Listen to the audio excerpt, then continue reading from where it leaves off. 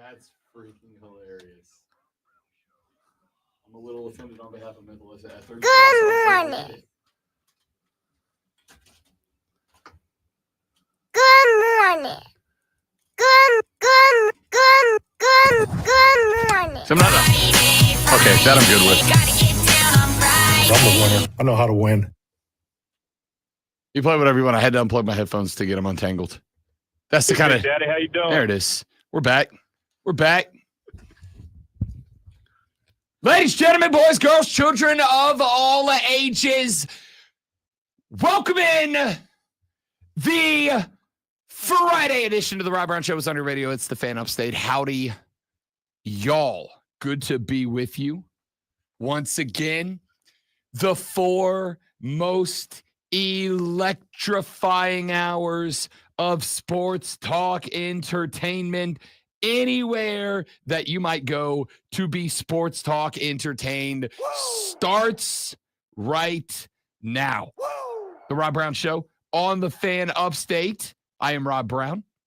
The other voice you are going to hear in just mere moments from this very second, of course, belongs to the great Malonzo. It's funny that they just showed Angel Reese for some reason on TV, and was at my granddaughter's basketball game, and this lady yelled out, "Go Angel Reese!" And the girl who she called Angel Reese immediately missed 3 layups.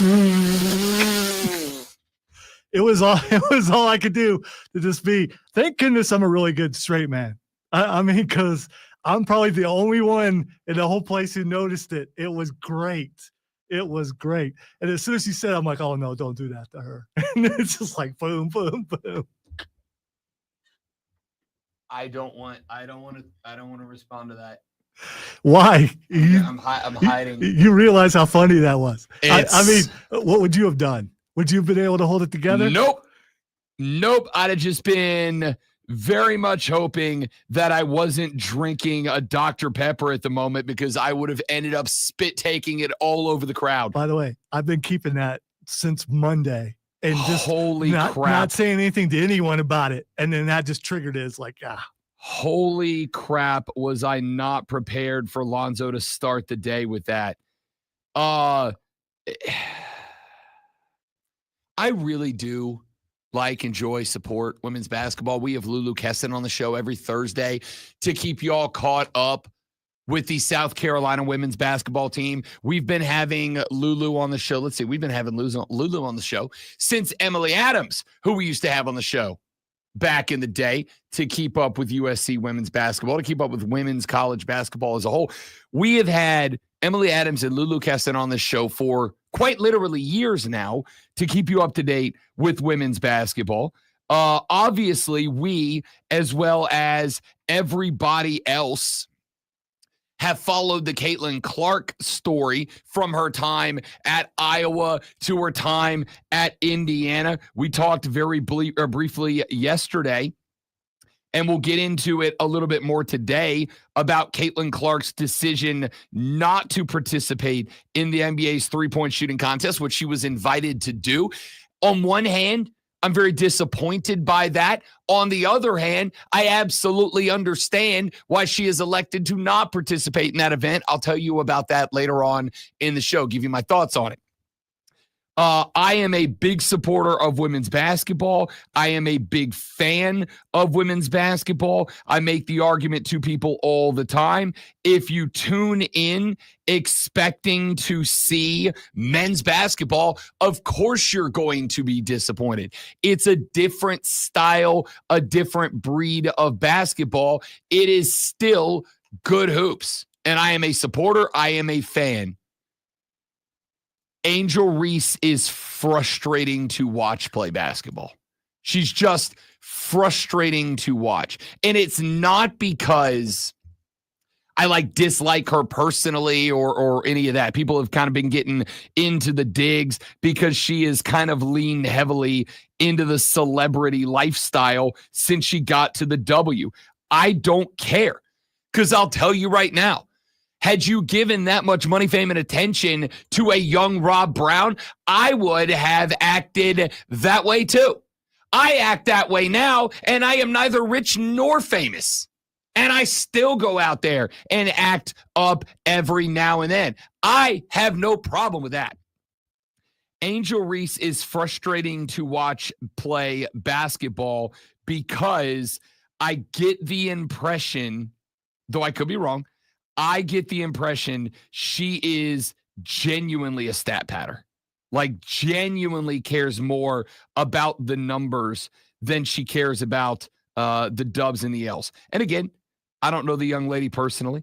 I probably shouldn't even be speculating on this. But realistically speaking, it just fit. That double-double streak that she had going, there was a game against Caitlin Clark in the Indiana Fever. I think it was their second or third meeting of the season last year. There was a game against the Fever. There's like a couple of minutes left in the game. Indiana's up 20. Caitlin Clark and the rest of the Indiana starters are pretty much already on the bus, pretty much already on the bus on the way to go home. Angel Reese is still out there, and she is just throwing the ball at the rack, not taking shots, just throwing the ball at the rack. And I genuinely had to ask the question. Yes, we are starting off with some WNBA talk. Get with it. It's my fault. It 100% is your fault. You are correct. She's throwing balls at the rack to the point that, like, I'm starting to get frustrated with it. I'm like, what are you doing? And then it clicked to me. She's trying to keep that double-double streak alive. And again, I don't even know that I can, like, fully blame her because that double-double streak was getting her on SportsCenter every night.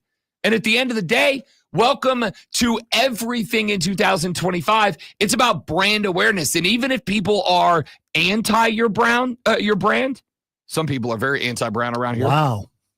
Even if people are anti your brand, as long as they know your brand, you can profit off that brand. Royal Rumble's coming up tomorrow. Logan Paul is a terrible human being. He's a bad person. In every way, shape, and form, he's a bad person. But he has become, as a bad person, as a, I don't want to say universally disliked person, but pretty close, as a bad, nearly universally disliked person. That man has gotten so much attention off the hate that he gets. They got this man showing up at the second biggest WWE pay-per-view of the year.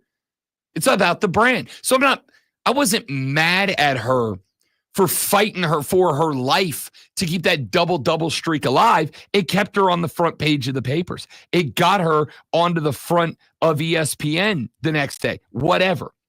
The problem I had was that there's 4 other women out there that can help you. And granted, this game is pretty much over. There was like 2 minutes left to play, down 20, like ball game's over. But if you're going to be out there playing, play the game. Play the game to get better. Play the game to help your team get better. You have an opportunity against some WNBA second teamers to help your team get better. And you could have, but instead you're up there throwing 22-foot layups like heat seekers at the iron, just trying to get something to bounce around and go in so you can get to 10. She ended up, if I recall correctly, and it was ballpark. She showed up in the last 4 minutes against the Fever backups. She ended up against the backups with 2 points. And I don't remember if that was the game that the double-double streak came to its end or not. But that's my only problem is I do feel like she is absolutely talented enough to be a very good WNBA player.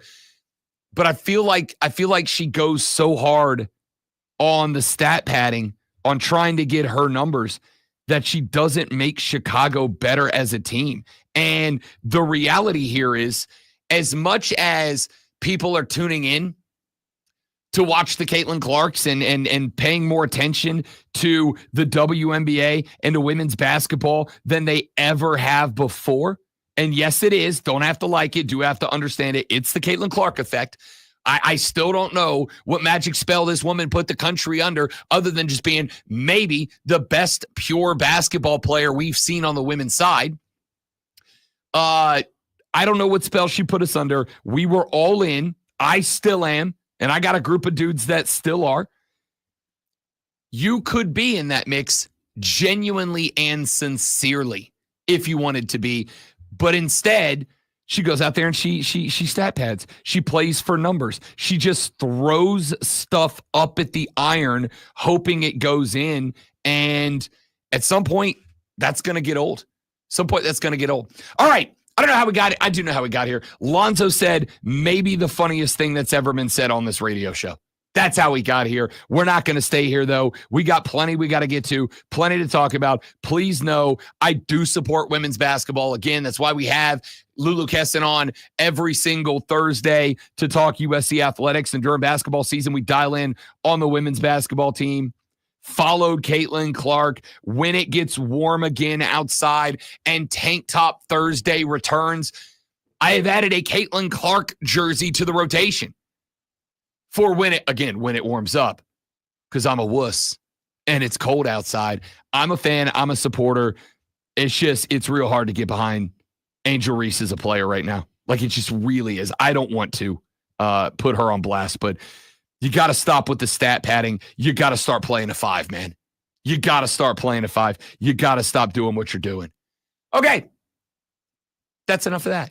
Let's get to some stuff. Ladies and gentlemen, we are 1 week and 2 days away from the Super Bowl. We are 1 week and 2 days away from somebody lifting a Lombardi. Will it be the Chiefs' fourth, their third in a row? Will it put Mahomes, who is on a pace by age to earn more than Brady? Will it put him back onto the podium, or They've had more than 4. It would be more.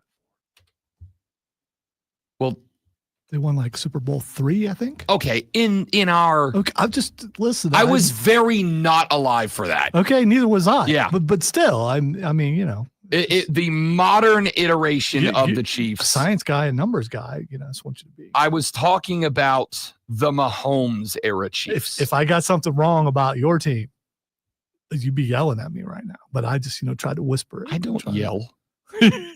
I don't yell. The Chiefs, whatever it is total, when you combine them with the trophies they got before my father was born, I'm pretty sure, and the modern era Chiefs, but it is going to be, if the Chiefs win, Mahomes' fourth. It is going to be his third consecutive if he is able to get by Jalen Hurts and the ESGLSE Eagles, according to the mayor of Philadelphia. Or is there a spoiler out there? Is Jalen Hurts the wild card? We are going to get a little bit more into this game. We have talked quite a bit about this game from a 36,000-foot view.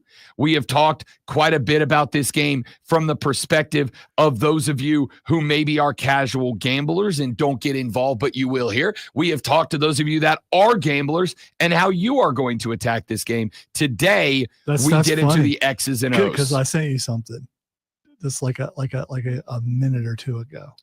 That You sure did. That has to do with gambling. Let's see. Troy Aikman says the NFL owes it to the fans who gamble on football to make sure the refs make the right calls since money is on the table. Troy said, quote, "There's a lot of money that's changing hand with these calls. I think that we owe it to the fans that we get it right, and I think we're at a point in time where we can get it more right." So that was really my position, and just trying to lean on the NFL and say, hey, we got to fix this. We got to address it in the off season. So that's, first of all, that's kind of an apology. Second of all, what that is, he just admitted he got mad because he bet on the game. That's what I'm reading into it. I think a lot of people read into it. Let's be Troy, clear. Troy may have a problem because he let his gambling problem come into the booth and want make you to him know. angry. Possibly. Wait, I'm not wait. saying he has one. Wait. I am speculating here, just in case. Okay. I don't want to be held liable or anything. I'm speculating. It just looks like he got really angry. Now he's talking about gambling. I think whether it's true or not, people are going to think that that's what it is. I want to address this in two separate ways.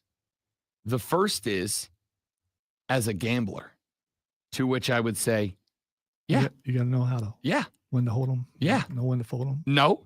I need the NFL. I need the NFL not to know when to hold a foot. I need the NFL to know, well, that's a holding and that's not a holding. Like, I need them to get it right because you got to know when to count your money. And Troy, you got to know when to walk away. There was at least one game earlier in the season. I actually know the song Diesel. There was at least one game earlier in the season where Saquon Barkley had a long run that would have put him over on his rushing yards total that was called back due to a holding that I don't think was against the Philadelphia Eagles. Now, I'm not going to sit here because I don't even remember what game that was from at this point, but I didn't think it was a hold. I thought they got it wrong, and it was one of those spots where I'm like, if we had a way to go back and look at that and determine, that'd be really, really super awesome, great, fantastic. So you're turning this away from the true story that this is gambling anger and putting it back on the robo thing. No, second off, and I do want to point this out. Diversion. Because when we come back, we are going to find out just how sincere the great one is in this take. Ooh, and we will do that. He's going to turn it on me. You're damn right I am. We're going to do that when we come back. We'll see if Lonzo is being sincere in his conviction about this or not. I am Rob. He is Lonzo. And you are beautiful. And also listening to The Rob Brown Show right here on The Fan Upstate.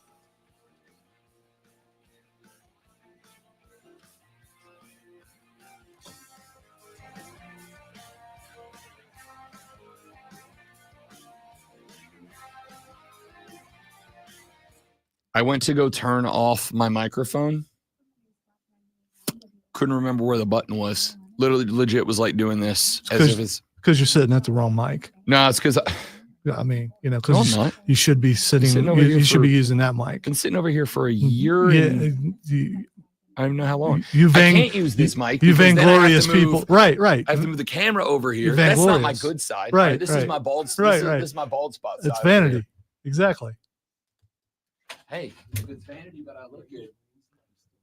Minute and a half. I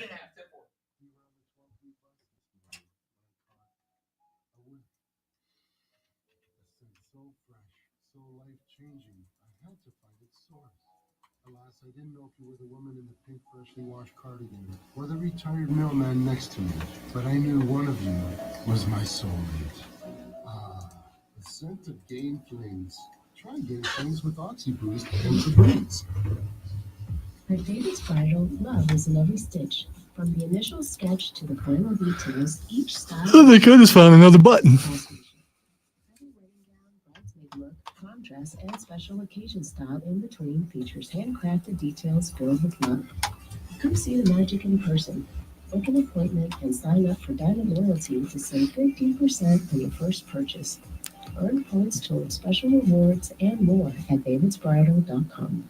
Sponsored by Lowe's. My Lowe's Rewards Week deals for members only are up for grabs. Get up to 40% off store-wide on hundreds of items. Join for free today. Loyalty program subject to terms and conditions. Details at lowes.com/terms. Subject to change. Slam dunk in Vegas with the Fan Upstate. Winning is easy. Just download the free Odyssey app. Log in and listen to the I don't have any TVs on my side. Yeah, there are two on that side. Technically, there's a TV above.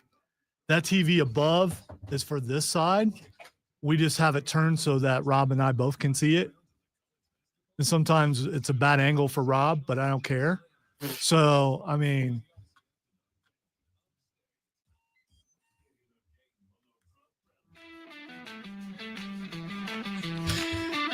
844-326-3663. That is the number to get on the show. You can do it by calling that number and jumping on board. Get yourself on the air. You can text that number, 844-326-3663. Shoot us a text. We will read them on the air. You can tweet me at The Rob Brown Show. You can tweet Zoe at Lonzo on Word. You can tweet everybody up in here at The Fan Upstate. And Don't forget, the Ray Memorial Hotline is available for you. You go to the Odyssey app, AUDACY. You download it. It's free. You're welcome. You go to the Fan Upstate by hitting the search bar and typing in the Fan Upstate. It's going to take you to our station's page on the Odyssey app. Once you're at our station's page on the Odyssey app, you click the little heart button and like the station. Then you're going to see two buttons. One, and I'm going to tell you them in the reverse order. One is the Ray Memorial Hotline button. It doesn't say that. It says leave a voice message. You click that button and you can send an up to 60-second voice message that comes directly to the great one and I. We can listen to it. We can play it back on the air. I want you using the Ray Memorial Hotline. It's right there for you. It's super easy, and it allows you to become a part of the show. The second thing I want you to look at is the little button off to the side that says Listen Live. And I want you to click that button, and I want you to listen to the station live. Now, I don't just want you to do that because when you do, it makes Alonzo and I both look really, really good, which it does. And I do. But I want you to do that for a new reason. The reason I want you to do that is our Slam Dunk in Vegas competition that is happening right now. If you go to the Odyssey app, if you go to the Fan Upstate page, if you click Listen Live, and after you register, you listen for 60 minutes during the course of the day, you are going to be entered into our Slam Dunk, because it's during basketball season. It's during March. It's during the national championship tournament. Our Slam Dunk in Vegas competition. You go to the Odyssey app, you listen for 60 minutes, you register, and you're automatically entered. A winner, chosen nationally, is going to win a trip for 4 to Las Vegas. That is going to include airfare. It is going to include accommodations. And this might be the best part. It is going to include $5,000 in cash money. Homie, $20K to be split up between you and 4 people of your choice if you are the winner. The only way to enter, the only way to win is to go to the Odyssey app to register. It is free. To listen to the Fan Upstate for 60 consecutive minutes in a given day. You can enter daily. One winner will be drawn. Accommodations and airfare for 4 to Vegas, and a nice little check for $5K per person to go bananas. It is the Slam Dunk in Vegas tour. Yeah. We want the Armada. We want a member of the Armada to win this. Out of all the stations in the country, show that you're the best, and go out there and represent the Armada. I mean, we already know it, but we're gonna need America to know it. So get it together, get the Odyssey app. It's free. Go register. It's free. Listen to the station for 60 uninterrupted minutes. It's free. And get yourself entered for a chance to win a trip to Vegas. Flights, accommodations, and $5K per person for 4 persons, you and 3 people that you select. I'm not even going to tell you who to select. Leave your family at home. I don't care. You got 4 buddies you want to go tour the strip with? Make it happen. Okay. Not appropriate. Why? Because you made it sound like you're coming at me, bro. And I am a little bit. I'm letting the doom sound be sounded out across the upstate of South Carolina, knowing that you're going to make me cry. Let's set this up for the folks who maybe weren't tuned into the last segment. Troy Aikman has gone and started a conversation. Aikman did an interview and said that the NFL, as it has entered into very public and very profitable relationships with sports gambling Enterprises. Troy said in an interview yesterday that he believes that the NFL has an obligation to get it right. Quote, here you are promoting gambling. People are gambling more than they ever have before. And those types of calls, there's a lot of stake regardless, but especially when you're considering there's a lot of money that's changing hands with these calls as well.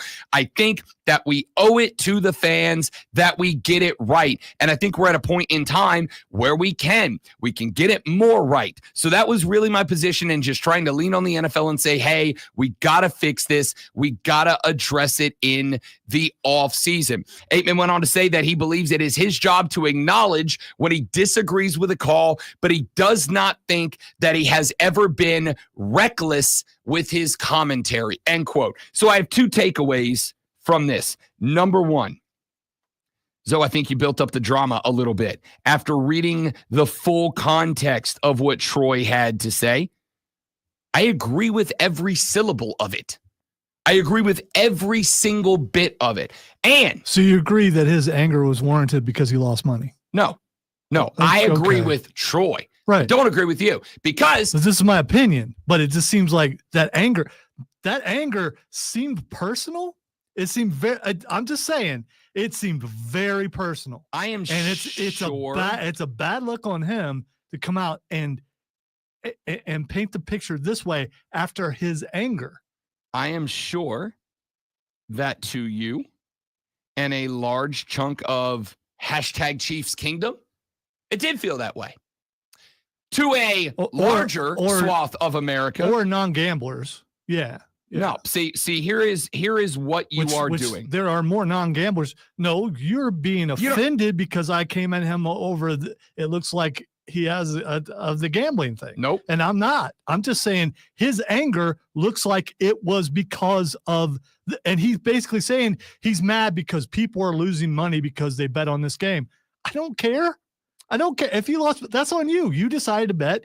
And if you won, great. And if you lost, it's on you. But I don't need Troy to be the voice of gamblers. So, a couple of things. Watch, he's going to come out and be sponsored by one of the big. Is he sponsored by one of the big? I don't believe he's allowed to be as a play-by-play guy, as a color guy. Yeah, I don't believe he's allowed to be. Okay. I'm not saying no. I'm saying I don't believe he's allowed to be. I could be incorrect. But a couple of things. Number one, and this is the part that you aren't going to like. A massive part of America. I won't say majority. Do I believe it's a majority? Yes. Will I say that it definitively is? No, because I don't have the ability to back that up. The only thing I have the ability to back it up with is go look at, I don't know, every post that the NFL makes right now about the Super Bowl. It is inundated with people saying that they have a problem with what has been happening. I will tell you, on behalf of me and me alone, Rob Brown, I will tell you that I don't have anything that tells me Choctaw Casinos and Resorts signed Troy Aikman. Okay, I was wrong. To an endorsement deal. Okay, I was wrong. So let me get this. Let me conclude that thought there. Yes, there is a large swath of America on board with Aikman. Number two, and this is something that I have a problem with. I'm going to put it this way, as if it's going to sound way harsher than it is. This is something that I have a problem with, Zoe. Not a problem with you, but a problem with the thing you're doing that I have a problem with other people for doing it. And here's that thing.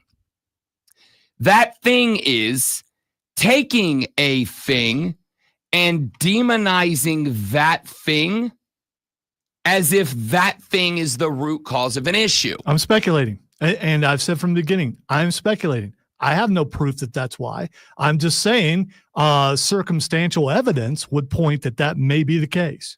In the court of law, it would look kind of fishy. I'm just saying, I'm not a lawyer. I know you know one.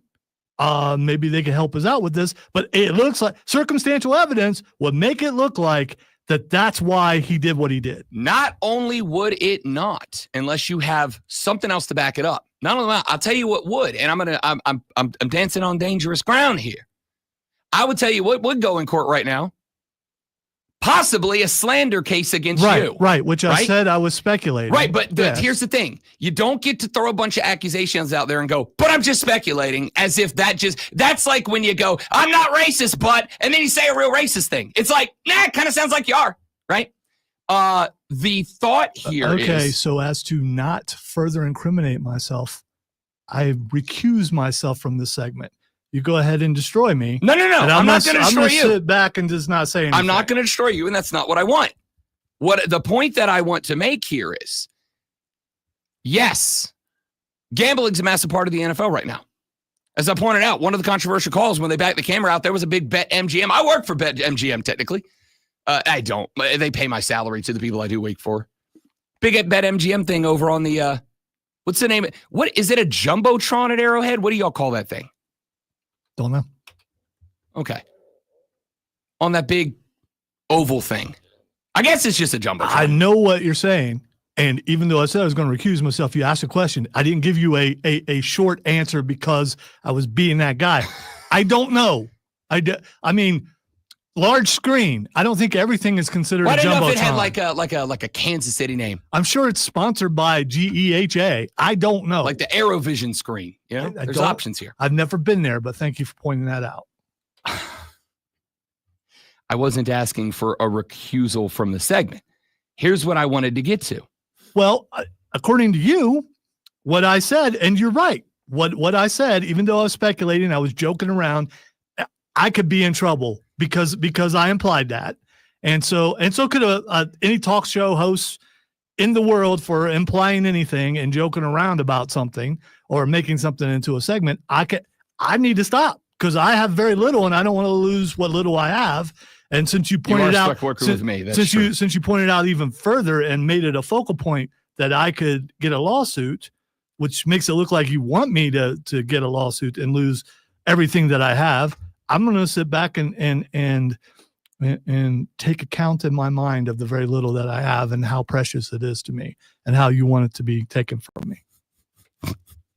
Of all the make Rob look like the bad guys, this is power ranked way high up there. Way high up there. Miss Lisa, I don't want any of that, just so we're clear. There is. Hey, look, there's a picture of Robert Kraft and Deshaun Watson. And Yep. they're all together. Yep. Are they coming out in support of any? No, I don't know if they have well, I'm already. I don't know if they have a line of parlors, about to open up across the. Yeah, I don't know. What a support group that's going to turn out to be. There is and I think this is true about everything, but there is a large swath of people that have chalked up the controversy in the NFL, of which there is one. There just is. Okay? Just is. To gambling. Well, it's rigged. It's this, it's that. Lonzo asked a great question earlier this week that I've kind of hung on for a while. I've actually heard other people repeating, but I heard him say it first, which is, well, if the NFL's rigged, why aren't we all making $1 bazillion, right? If it's rigged, we should all be able to call it and get that paper. I think Denton Day said it first. I think you should give him credit. I thought you said that before that. Either way, the point here is that I don't want to make it about me. So, got it. That is a demonization of something that, yes, I understand many people have a problem with, like drinking, like weed, like lust, like gluttony, like all kinds of problems. That is a problem for many people, and I don't disagree. But to say that the root cause of the complaints that have been taking place are based on gambling and not just based on, as Zoe has also said, maybe the refs are just bad at their job. Maybe they're just bad at it. Don't blame on malice what can be blamed on stupidity, I believe is the saying. It's probably classier than that, but you get the point. As somebody who likes it, who does it, who enjoys it, and doesn't have a problem with it, I don't like demonizing this thing that millions of Americans are enjoying because we have a problem that is pretty explanatory as a bunch of people are making bad mistakes and it's easily fixable and the NFL doesn't want to fix it. All right, let's pick it up. The Rob Brown Show, Rob Lonzo, you. It's the Fan Upstate. Troy Aikman, please don't sue Lonzo. Told you guys it was Button.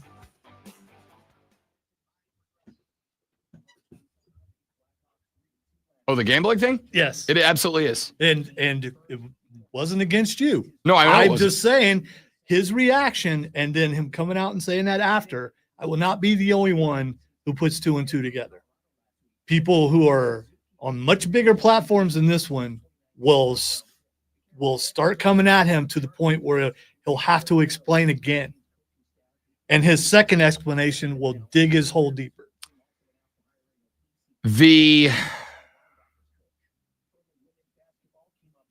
I don't care if anybody bets, but don't bring your righteous anger towards a team during a national audience and then come out and say afterwards that, a lot of people gamble on these things, because it makes it look like that you're mad that you lost money.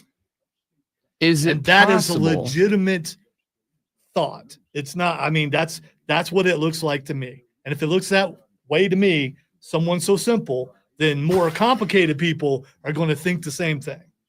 Is it possible that Troy just genuinely has an issue with the officiating right now?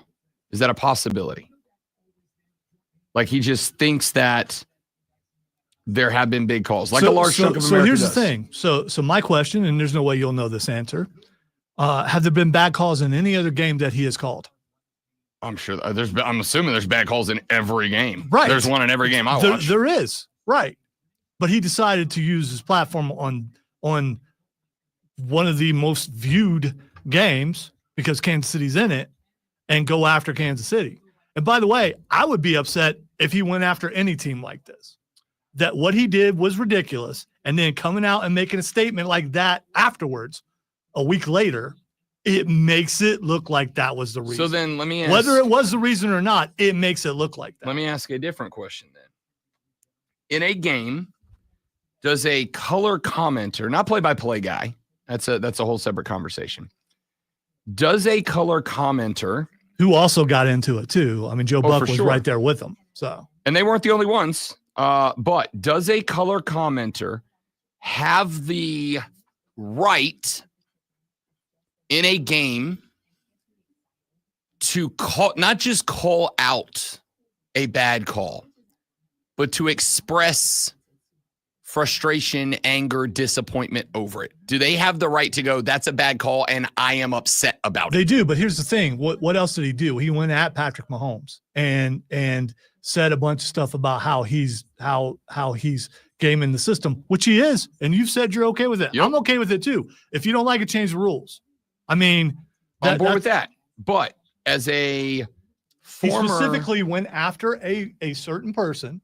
He went after all that, and then he comes out with the gambling take after. I think he could have, if there was something in between, maybe it wouldn't look like the way it does, but it looks a certain way. Rob Brown Show, what do you want to talk about? Okay, what's your name? All right, Ham.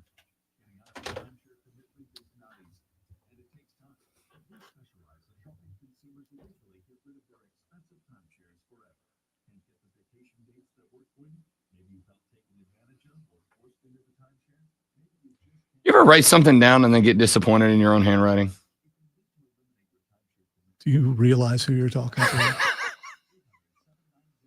My grandma taught herself how to write. Yeah. She wrote, and her handwriting was better than mine. So, this is a true story. One of the reasons that I purchased a tablet to keep my notes is because when I would take notes on paper, I would write stuff with pen.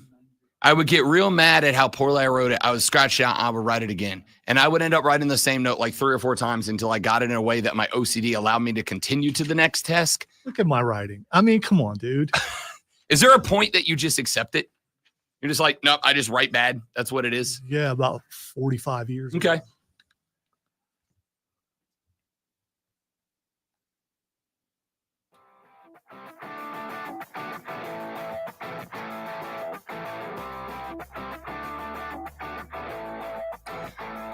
I asked Lonzo during the break, and if you'd like to join in on our off-air conversations, Facebook.com/FanUpstate. YouTube. Search and subscribe to the Fan Upstate. Facebook, YouTube, and Twitch.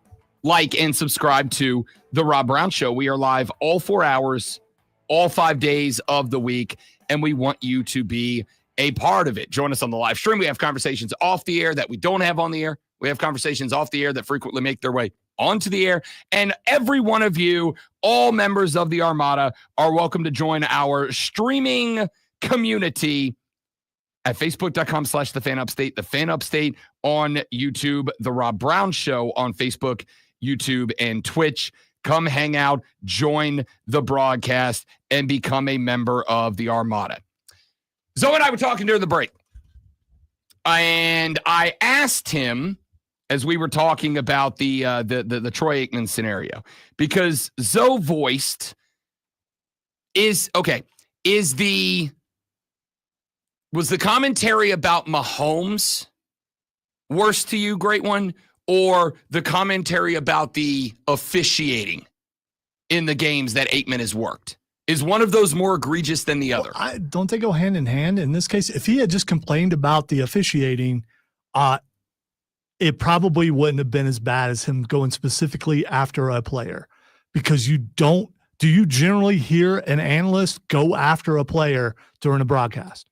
Do you recall ever hearing that? They will praise them, yes, but do they go after them vehemently and angrily the way that he did? I would say I don't recall anyone doing that, at least not in a while. I would say yes, but only in extreme situations. Like there was a I mean, game, if there's a cheap shot or something, I get that. Yeah, Vontae's perfect. They went after him when he was throwing cheap shots. I know it's a different sport. It'd been in baseball. It was Giancarlo Stanton for the Yankees last year? Somebody hit a little kind of dinky grounder to shortstop, and then just kind of like started walking towards first. And the color guy was like, I got to tell you, I'd sit him. Like that's lack of effort. And at the end of the day, that's a problem to me. So yes, but also I think ordinarily it is done in moments where it is behavior on the field that is, I'm going to use the phrase, insulting to the game. It's guys not legging out singles. It's guys not running routes. George Pickens did that a couple of times, right? Steelers got the ball. Wilson takes a snap, and Pickens just kind of like walks a step or two, and guys call him out. I think there's times. I think that in this case, as far as Troy calling out Pat Mahomes, because Mahomes had two moments in that game where, whether he did or he didn't, Troy Aikman in that case felt as if Patrick Mahomes kind of gamed the system, right? It was the run out of bounds where Aikman, and I agree with him, felt like Mahomes kind of pulled up short of the sideline to allow himself to get hit out of bounds so that it would be a roughing or an unnecessary roughness. And then the slide that was really more of an accelerated sit down. And Aikman said at one point that, I don't remember the exact phrase. I don't know if you remember quote what he said, but effectively he felt like Mahomes was gaming the system, taking advantage of getting calls that he knew he was going to get by going down late, by slowing up out of bounds, whatever. And to me, I guess I, to some degree, look at Troy in a different light than I look at a lot of other color guys, because Troy didn't just play the game, but he also played that position in the game. And if I recall correctly, his thing was, we don't do that in this league. We don't do that in this league. Have pride, whatever the exact phrase was going to be in that spot. Which, while I actually don't have, not actually, it's not a surprise. I said this after the game. I have zero problem with what Patrick Mahomes is doing. None. Mahomes is playing the game within the rules of the game, the way that the rules of the game are written. And if he has found a cheat code by being, that only he, by the way, has access to. Did you ever have a game genie? No, not game. Was it Game Genie? Was that the one you like plug the cartridge into that and then you plug that into the game? I couldn't. When those were, I couldn't afford it. But I know people who did. I would. But you know what I'm talking about. I would like buy some of those magazines that had the cheat code things in them. You know, with like the up, down, Yeah. the left, right, start, whatever. So like Patrick Mahomes, I think it was either Game Genie or Game Shark, maybe both.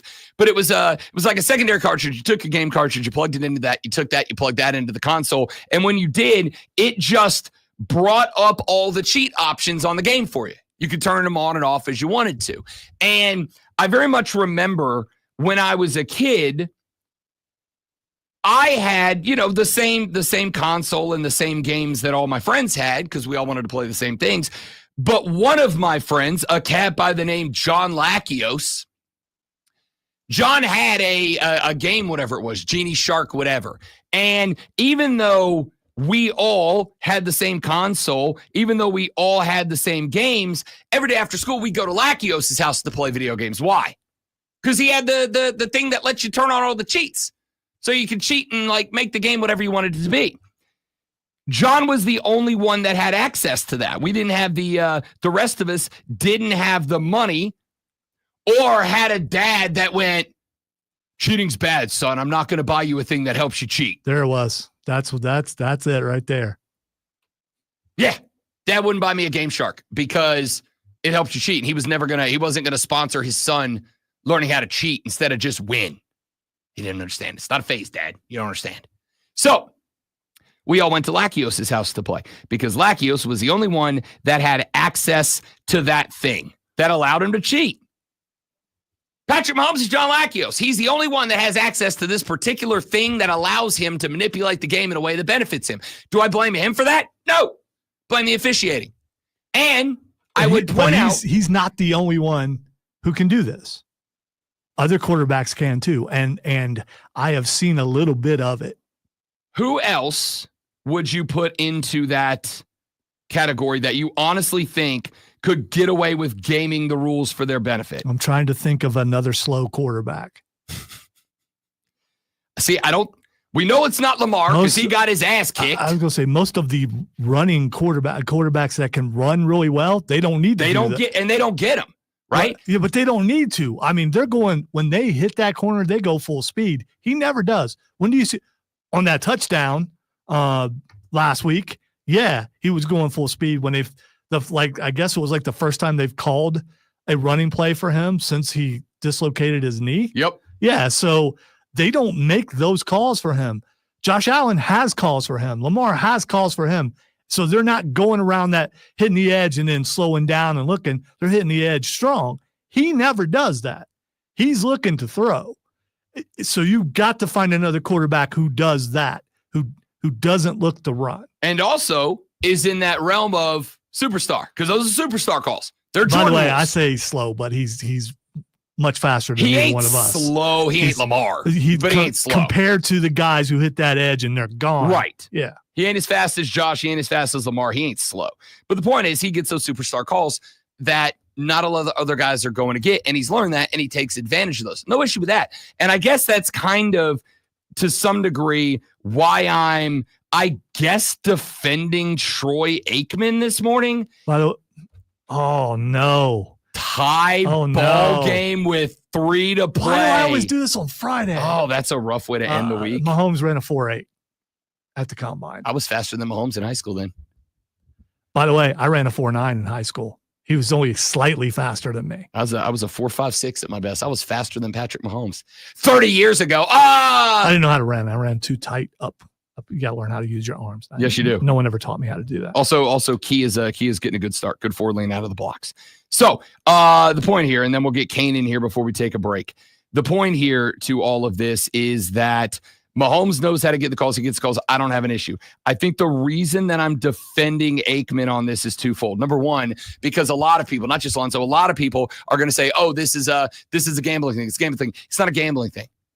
To me, it's not a gambling thing. But that's from somebody who works in the industry. Literally, that's from somebody who gets paid from that industry. I think it's a gambling thing, but I think the point is correct.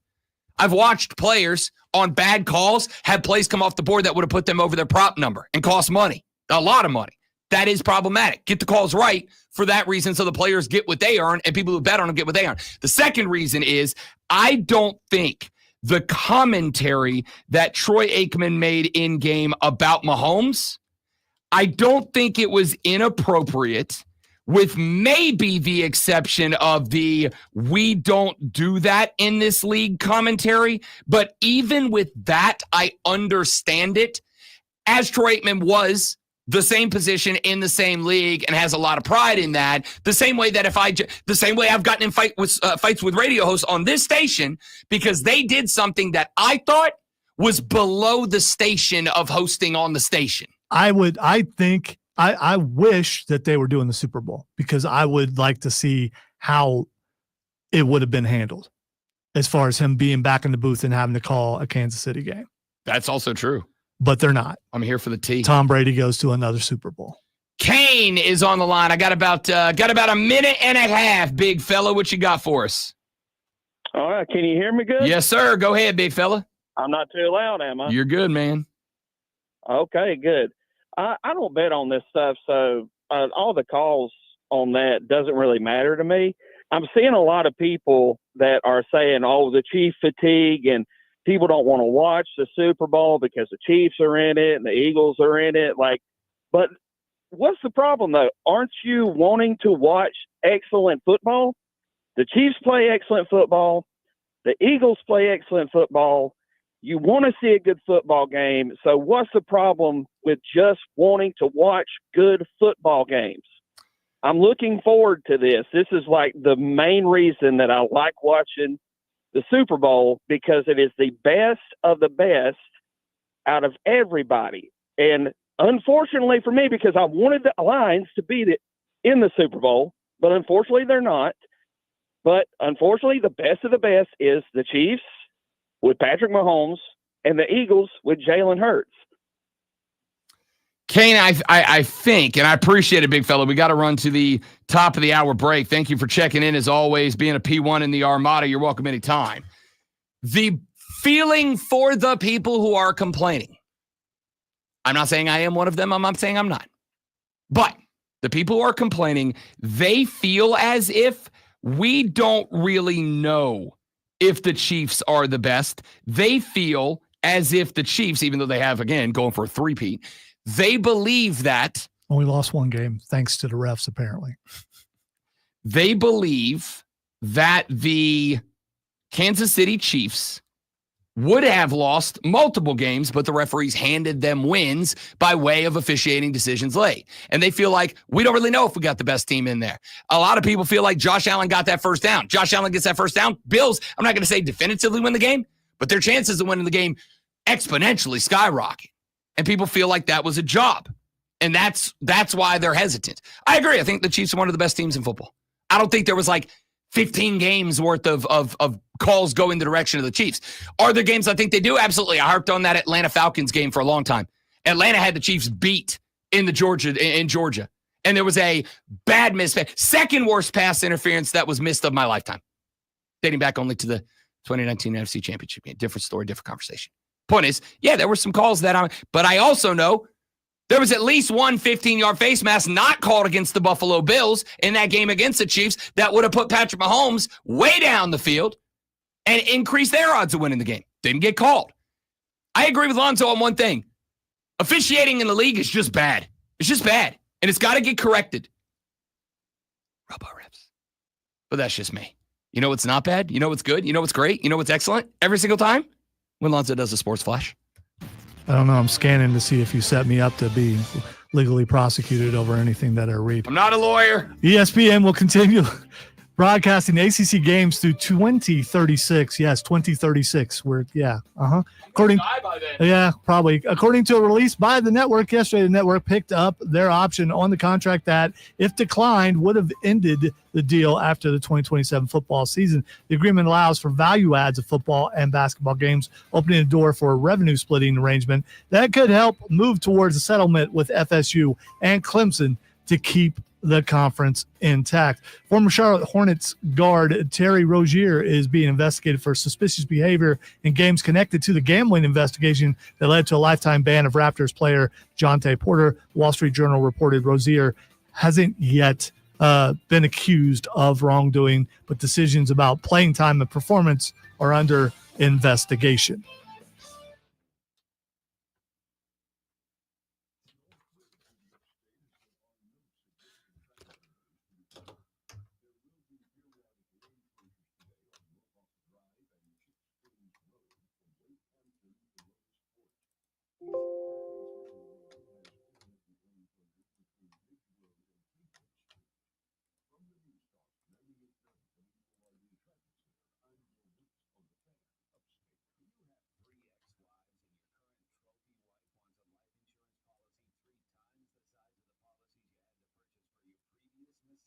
I haven't told you yet.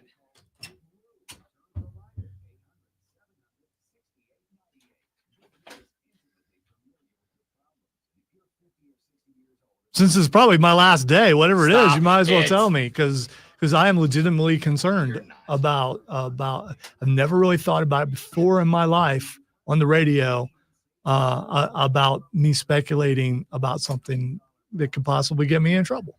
That's not going to get you in trouble. And as you said, incorrectly said, you won't be the only person who says that today. No, you're not going to get in trouble for that. It's first. Second, I got my Xbox yesterday. Cool. I played Rivals last night. It's fun. Could you tell a difference in graphics and Oh, load yeah. time? How about load time? Oh, yeah. Yeah. Oh, yeah. Dramatic. Now, in fairness, I created a new Xbox account and just wiped my old one. Because, like, I couldn't play Madden or college football, so it was like, screw it. I'm not going to have two accounts. And so I lost every game progress I have on any game anywhere, which, okay, bummer. Good, just, I guess, a reason to revisit some I old was going games. to say an excuse to play it again. Correct. With those graphics. Correct. I went ahead and downloaded, because I got the digital only version. The S. Yeah. The S Yeah. digital. Yeah. Raven has. Because there is an S that does have a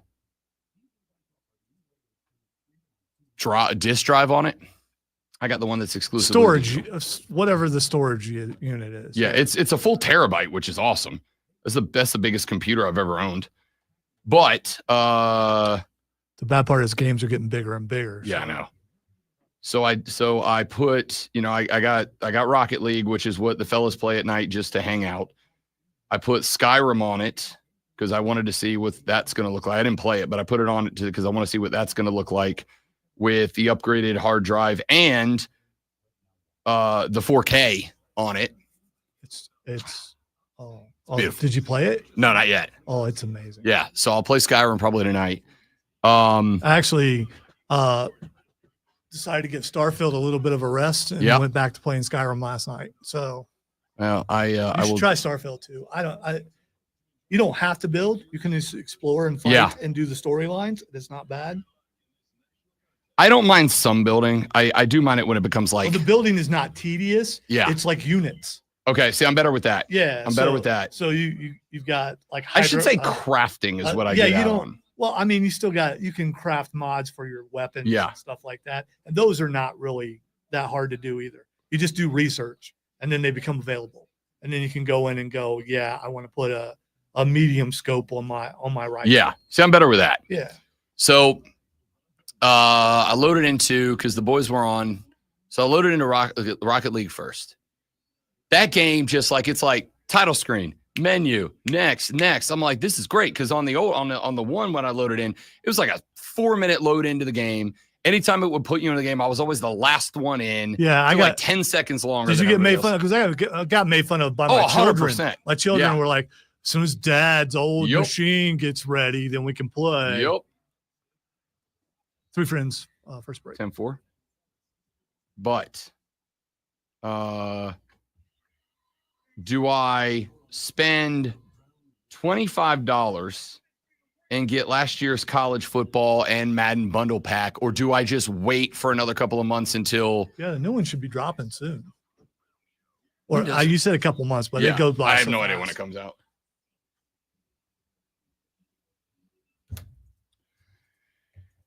Here we go. Hour number 2 of the Rob Brown Show goes now. Welcome back.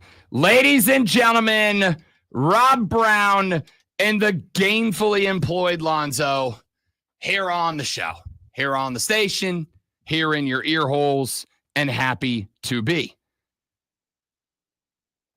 We got 3 more hours to go. It's Friday. Got to get down on Friday. Taking you all the way up till 10 a.m. Right now, however, it is 7 a.m. It is 7 a.m., which means that you have now less than an hour until you've got to get to the office. You've got less than an hour until you've got to be an adult professional. Boo. Nobody wants that. Nobody likes that. But it's Friday, right? You're going to show up. You're going to knock out the stuff that you have to knock out. You're gonna take care of the assigned task that you have to get done today. And then what are you gonna do? You're gonna walk down the hallway. You're gonna go meet Frank from graphic design. Frank's job's a little. He does a little bit of everything. That's why he struggled with where he was. I was trying to remember what department old Frank was working in nowadays. Frank works down in the graphic design department. You know, you gotta have that really nice artwork that goes on that spreadsheet before you send it out. Frank's got you. He's got you covered. He's an artiste. Yeah, he helped me on my last album and didn't charge me a whole lot. You know, on Good this dude. little side thing. Yeah, Frank's the guy. Was that the one you had the cover on where you were like in the buff with a strategically placed cowboy hat? That album cover, or the one before that? It was the one before that. Okay, got it. Just want to make sure we got the right album. You're gonna go talk sports with Frank, and if you're gonna talk sports with Frank or anybody else hanging around in the office today, you got to know what's going on. And if you got to know what's going on, you're in the right place. Could you get this? Are you ready for the playbook of the peculiar, the almanac of the absurd, and the encyclopedia of the extraordinary? Well, you better be, because we're diving headfirst into the 3 top stories that will have your coworkers saying, Screw you guys, I'm going home. they take their first bathroom break. No. Here we go. Welcome to the water cooler cheat sheet on the Fan Upstate. It is the water cooler cheat sheet, the top 3 stories in sports that you need to know before you get to the office and start talking sports. This morning, if you're gonna, this is what you're gonna be talking about. Let us dive right in with item numero 1. The NBA's all-star rosters are now fully out. We learned our starters earlier this week. Now we know our reservist as well. He turned 21 earlier this month. He turned an all-star today. San Antonio Spurs center Victor Wembanyama is in his first all-star game in his first season, averaging a double-double, 24.4, 10.5 boards for the Spurs. His second NBA season, leading the league in blocks for a second straight year as well, after narrowly missing out on one of the top spots in the starting lineup behind LeBron and Kevin Durant. Wembanyama was an easy choice to leave the reserves out of the West. There are 7 of them, and joining Victor Wembanyama from the Western Conference, Timberwolves guard Anthony Edwards, LA Lakers forward Anthony Davis, LA Clippers guard James Harden, Memphis Grizzlies forward Jaren Jackson Jr., Rockets center Alperen Sengun, and Oklahoma City Thunder forward Jalen Williams. It's the 11th selection for James Harden, as well as the 10th for AD, followed by the 3rd for Edwards and the 2nd for Jackson, the first selection for everyone else. Over in the East, the Celtics got their second player on the team, as Jaylen Brown will join as a reserve. Pacers forward Pascal Siakam, Cleveland Cavaliers guard Darius Garland, and forward Evan Mobley are both in. Pistons guard Cade Cunningham, Milwaukee Bucks guard Dame Time Damian Lillard, and Miami Heat guard Tyler Hero are all on the team as well. It is the 9th time that Damian Lillard has been named an all-star, the 4th for Brown, the 3rd for Siakam, the 2nd for Garland, Mobley, Cunningham, and Hero. for Garland, Mobley, Cunningham, and Hero were first-time selections. The Cleveland Cavaliers, yes, those Cleveland Cavaliers, the only team in the NBA to get 3 players onto the All-Star roster. The Celtics with Tatum and Brown have 2. The Lakers have a pair in Davis and James.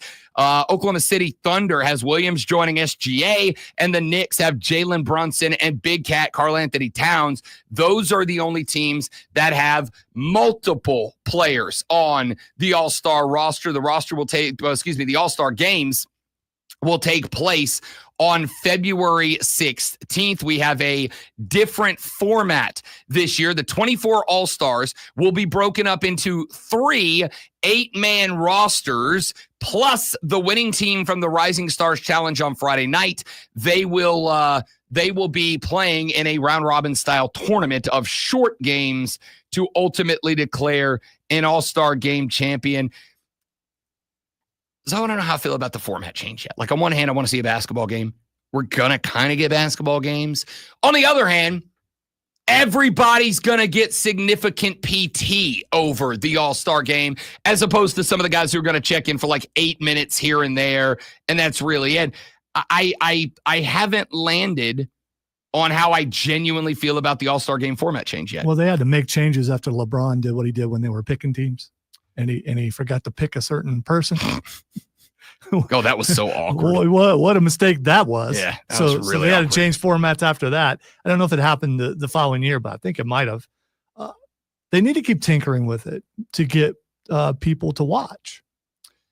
Yeah, and if it's more competitive and you know that your guy made the All-Star team and he's actually going to get to play some, maybe you want to watch it more. Yeah, but also at the same time, like with multiple teams involved, right? We've got 3 8-man teams plus the Rising Stars tournament champions that will be joining. With that many guys scattered across teams, like if you're a fan of a team that got multiple guys in, those guys may not end up on the same team. I don't know. I really don't know. Like when it was East versus West, and I guess I'm going to, go down the argument that I've gone down many times in the past, which is if you're tuning in to watch a real basketball game, you're going to be disappointed, right? Like if you're tuning in to watch a real, genuine competitive basketball game, you're absolutely going to be disappointed. This is just an opportunity for the boys to get out there, cut up, have a little fun. I think you put a financial incentive in place for the winning team. I don't agree with the concept of having a, playoff reward for the conference of the winning team, although that has been floated, like baseball used to do, where the NL or the AL, they tried this for a couple of years. Whoever won the All-Star game, that conference, that league would be the team that got home field advantage in the World Series. They tried that for a while. Didn't work. Fans kind of hated it. I don't know that there needs to be anything like that in place. I don't know that the NBA really can do anything. And I don't know if I'm going too far with this. So I don't know that they can do anything other than do what I've been doing for them the last couple of years and don't advertise this as a basketball game. Just advertise it as an exhibition where you are going to come watch the best basketball players on the planet be absolute freak athletes. I mean, the All-Star game in any sport is basically a gimmick anyway. Just the entire thing, because it doesn't mean anything. It should be a celebration of the best players in whatever league, but it's not always that. I agree with that. I think more than anything, it probably should be just this is the best that this league has to offer, and we are going to come here and we are going to enjoy them being freak athletes and celebrate the best of the best on planet Earth. I do agree with that, and I think they're going to have to start leaning into that a little bit more. Does that get people watching? Here's the problem, as we've been talking about some, is viewership is down across the board anyway for the NBA. We'll see if it picks up after next week, after the Super Bowl's over, which I believe generally is when viewership really picks up for them. But if it doesn't, they've got a problem with people just not watching, period. That's also true. That's also true. We'll come back to that here a little bit later on in the show, but your all-star reserves are out. We will maybe give you our thoughts on those coming up later on in the broadcast. And I guess that is kind of true, Zoe, because I'm sitting here thinking about it, and I'm like, we're going to talk all-star reserves later. And I also recognize if this was next week, we wouldn't be, because we'd be dialed in on the Super Bowl, right? Like if this is next week, I don't know that we're spending more than like one item on the cheat sheet on this instead of a whole segment. By the way, because I don't remember, who won the in-season tournament? The Memphis Grizzlies. Mhm. I actually don't remember, which is kind of a problem.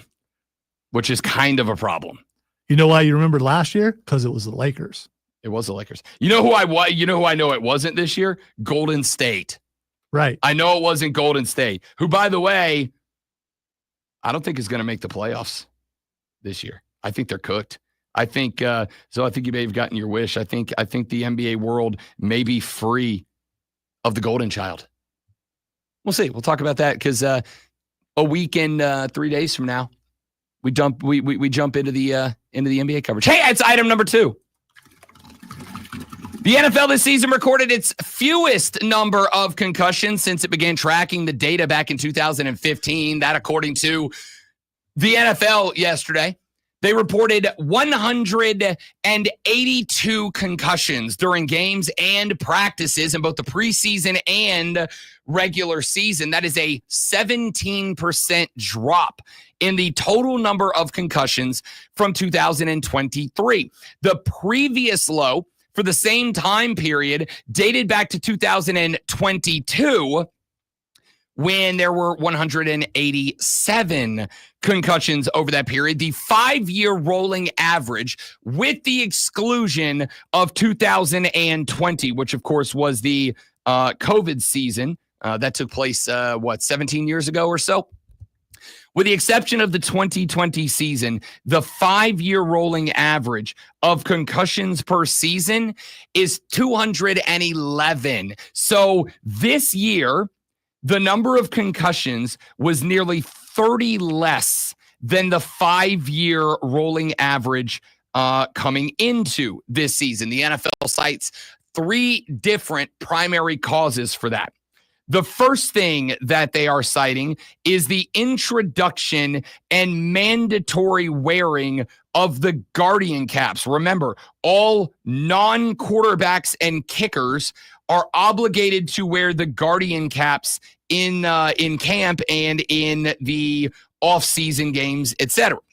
Not in the preseason games, but in the scrimmages, the joint practices, the regular practices, etc. Obligated to wear the Guardian cap. And players this year did have the option, if they wished to include the Guardian cap in their Sunday outfit, in their Sunday. I don't know why I called it an outfit. It's a uniform. We see them on occasion. They're not, they're scattered throughout the league.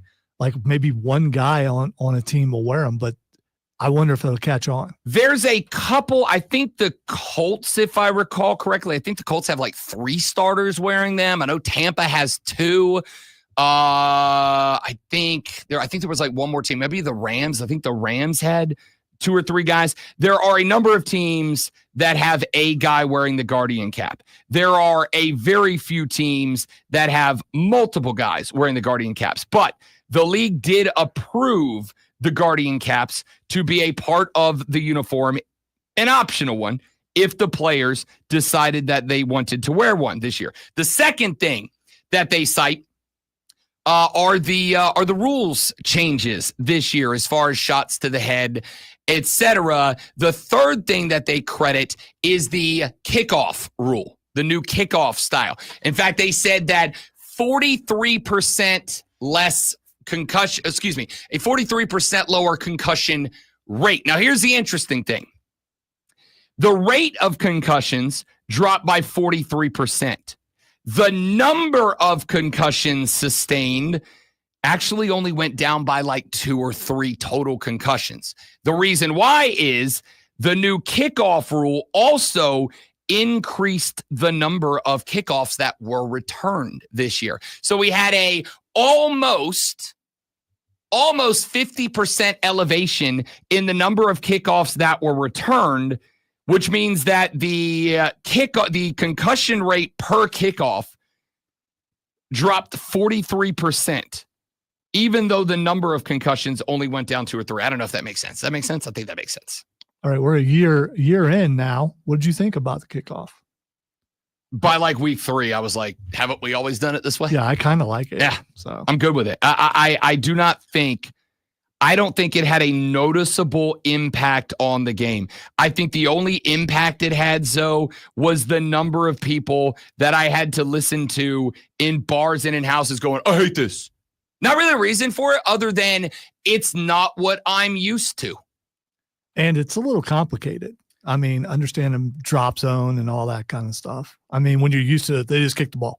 Yeah, I think it's complicated if you want it to be. Like if you're like, I don't like it and therefore I don't want to learn it, then it was complicated. I mean, I like the day they dropped the change, I was like, okay, got it. Let's do this thing. Let's see how it goes. I'm good with it, I think. All right, item number 3. And we're going to talk about this when we come back because this is a dynamic situation for the Clemson Tigers. ESPN has picked up the option to continue with the Atlantic Coast Conference's grant of rights agreement. ESPN will now carry ACC sporting events through the year 2036. That's over a decade away. So for the next decade plus a year, the ACC will see their sports primarily carried by ESPN. That's not the story, because that has been pretty much expected. If that wasn't expected, Florida State and Clemson wouldn't have filed lawsuits to try to get out of it. We knew ESPN was going to pick up the option. We knew they were going to maintain their grant of rights. That's why we've all been saying the grant of rights runs through 2026. Not the grant of rights runs through 2026 unless ESPN decides not to pick up the contract, in which case it'll end in 2027, because we knew that wasn't going to be the case. What is interesting about this is a little tidbit of information that came out within this announcement that maybe be the breadcrumb that leads Florida State, that leads Clemson to dropping their lawsuits against the ACC and potentially posturing the ACC to fight with the Big 12 to become the EEC, the everybody else conference, at the end of whatever conference expansion looks like. And we are going to address that when we come back here in just a minute from right now. I am Rob Brown.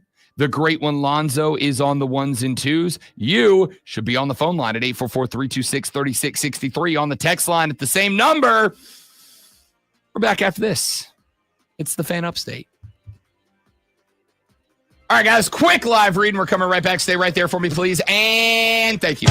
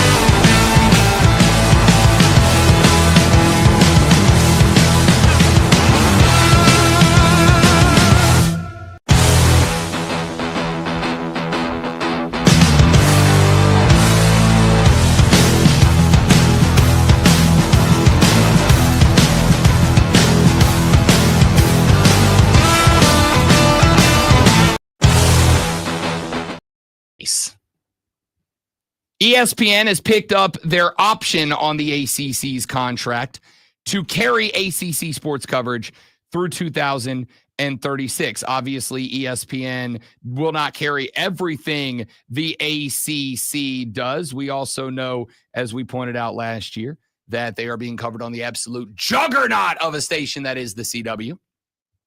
I think Clemson played, 2 football games on the CW last year? But at what point will you stop cracking on the CW? Probably right now. I probably shouldn't do that. Because, dude, they got a ton of sports. They on do have a CW. ton of sports over there. They are now second to ESPN. Well, third to ESPN and Fox, maybe. I mean, you might not be wrong. CW is putting in work over there. They should get some credit for that. Anyway, there are options for the ACC to put non-ESPN televised games onto other networks where applicable. So, this is not an unexpected development. In fact, quite the opposite. It was always going to go this way. There is no world in which ESPN was not going to grab the ACC's rights because, hey, even if it is a second, hell, maybe at this point, third-tier conference, there are still brands in that conference that are worth fighting for. Clemson and Florida State primarily. But they also have the rights to basketball, which means they have the opportunity to show nationally televised Duke and North Carolina games. There is value in that to the network, etc. That's not, to me, the story about all of this. The story to all of this was a little blurb that came out in the middle of this. After ESPN agreed to pick up the option, a decision the VACC Board of Directors voted to approve Wednesday, sources told other outlets that the conference is working on additional value adds, which could include creating more marquee matchups in football and men's basketball to maximize content on the ESPN network that would help pave the way towards a new revenue distribution model. Effectively, what a new model would look like is exactly, or at least the foundation is going to be exactly, what Clemson and Florida State were fighting for. A distribution model which hands more money to the schools that add more value to the contract. Florida State and Clemson wanted out in large part because of the fact that Florida State and Clemson received the same conference payout as, say, Wake Forest did, as, say, did. While obviously adding more in terms of value to what is being viewed on TV. Now, maybe not the same after FSU went 2-10 this past season, but certainly Clemson, after making the playoff this year, after becoming a team that is considered a top 12 favorite to get back in next year by way of winning the conference, there's value there. So with the new agreement, the belief is that the ACC is going to be working towards creating a working model that will ultimately allow it to give more money to schools that add more value to the television contracts. We got to see what the terms look like. We got to see what the conditions look like. I had to sign a terms and condition sheet yesterday to play video games. So it was like 117 pages of legalese just to say, I want to play Rocket League now, please. That was it. How much of it did you actually? 0%. Okay. All right. I read where it said you must accept terms and conditions to carry on. And then I went and read the button that said accept. That was it. I suspect there's probably going to be a little bit more research that goes into the ACC's terms and conditions. But we have to find out what the terms and conditions of this agreement, this arrangement are. However, it does appear on its surface level as if to some degree Clemson and Florida State are getting what they want.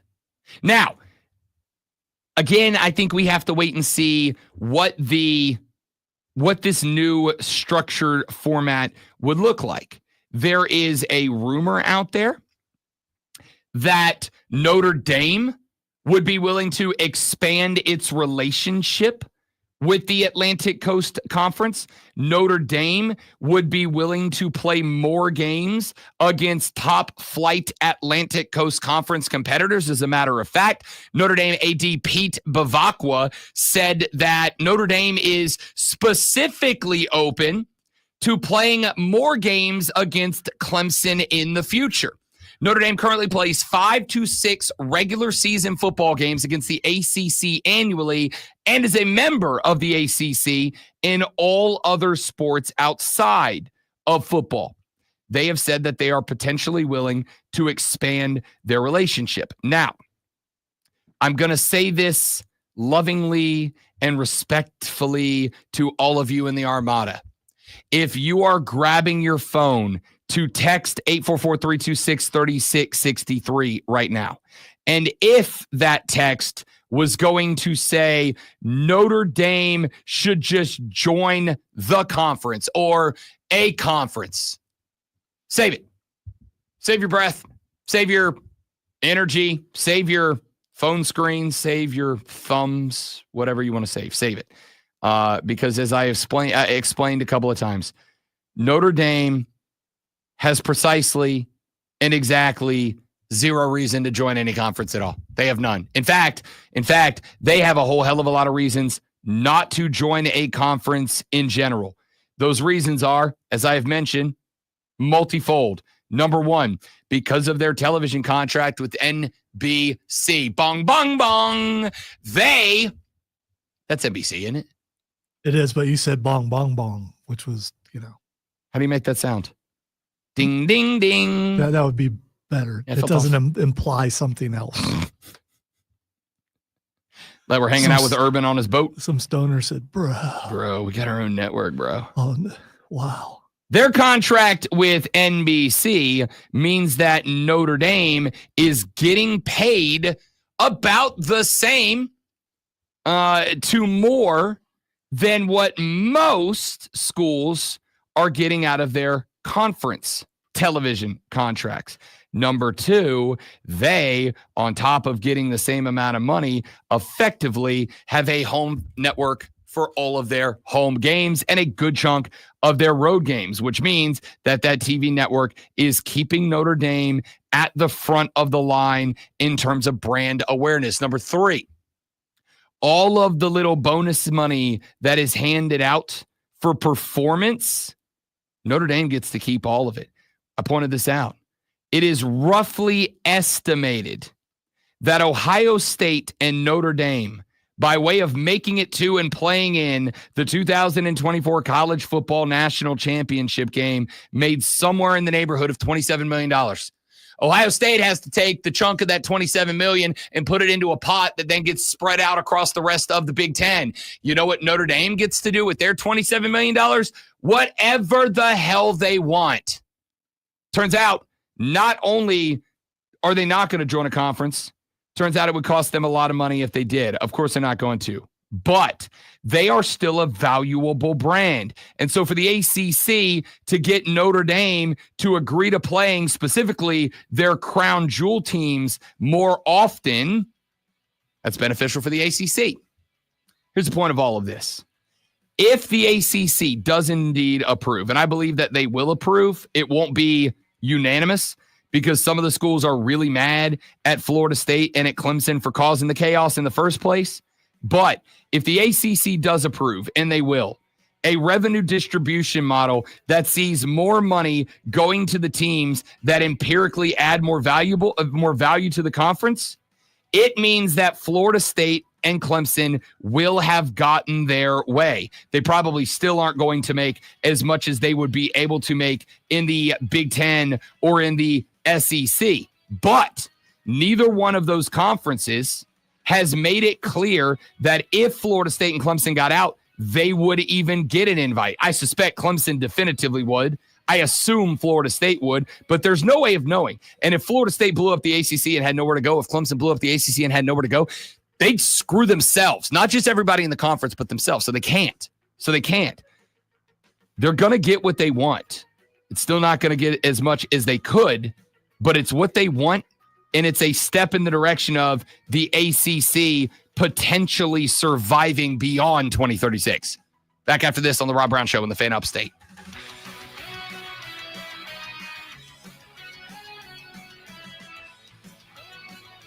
William Brady, Notre Dame makes a buttload of money staying independent. And anybody who doesn't understand that's why they're staying independent just hasn't been paying attention.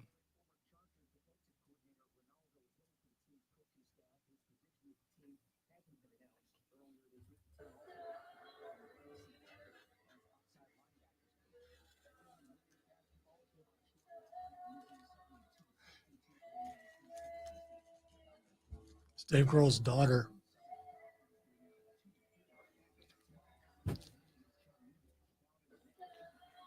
That's Grohl's daughter? Mm-hmm. Well, Dave Grohl got himself into some hot water earlier or late last year. Surprise Nirvana reunion last night. Really? I thought they all, I guess just Courtney Love doesn't like him now. With daughter Violet. Yep. I'm Also, assuming Taylor's son was there. Kim Gordon played bass. The surviving members. And a couple other people join in and sing songs. Joan Jett was one of them. Joan Jett with Nirvana. Joan Jett with what's left of Nirvana. Well, is it only Cobain that's dead from Nirvana? I think so. I think so too. They say surviving members. I thought there was only 3.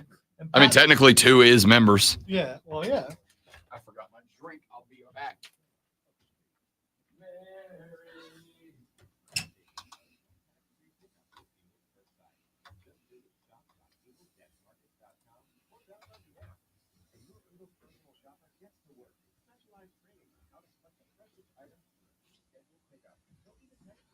Black old sun, won't you come and wash away the rain, black old sun.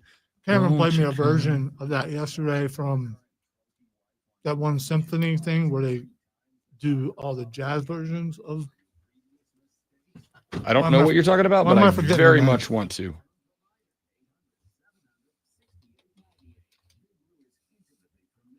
Chris will remember their name.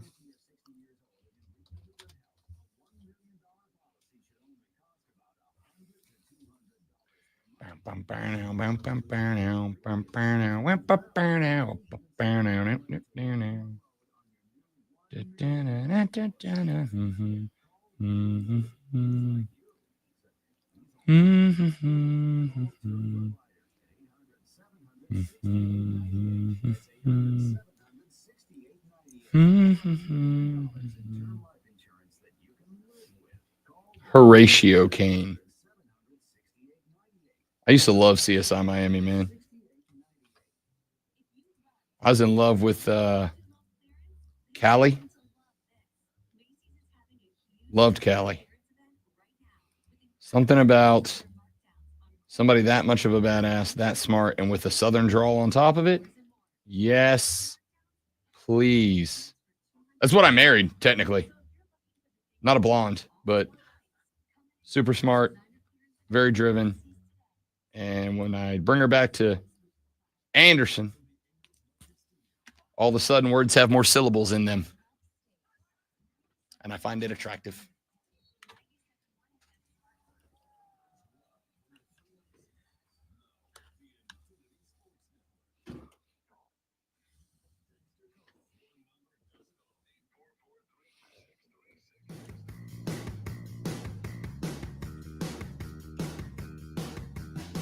I do want to clarify something about that last segment that we just talked about, the ACC story. If you're just tuning in, you're just getting to work, you're just getting yourself set up, set in, whatever. Maybe you just got in the car to drive to work and you're just tuning in. Don't worry, boo. I got you. ESPN has picked up their option to continue their relationship with the Atlantic Coast Conference, broadcasting sporting events for that conference. The pickup extends the partnership to 2036. As I've said a couple of times, this was pretty much expected, right? The only way ESPN obviously would have dropped this deal is if it was going to cost them money. It wasn't, because even if the ACC ain't the SEC and it ain't the Big Ten, hell, it might not even be the Big 12 anymore.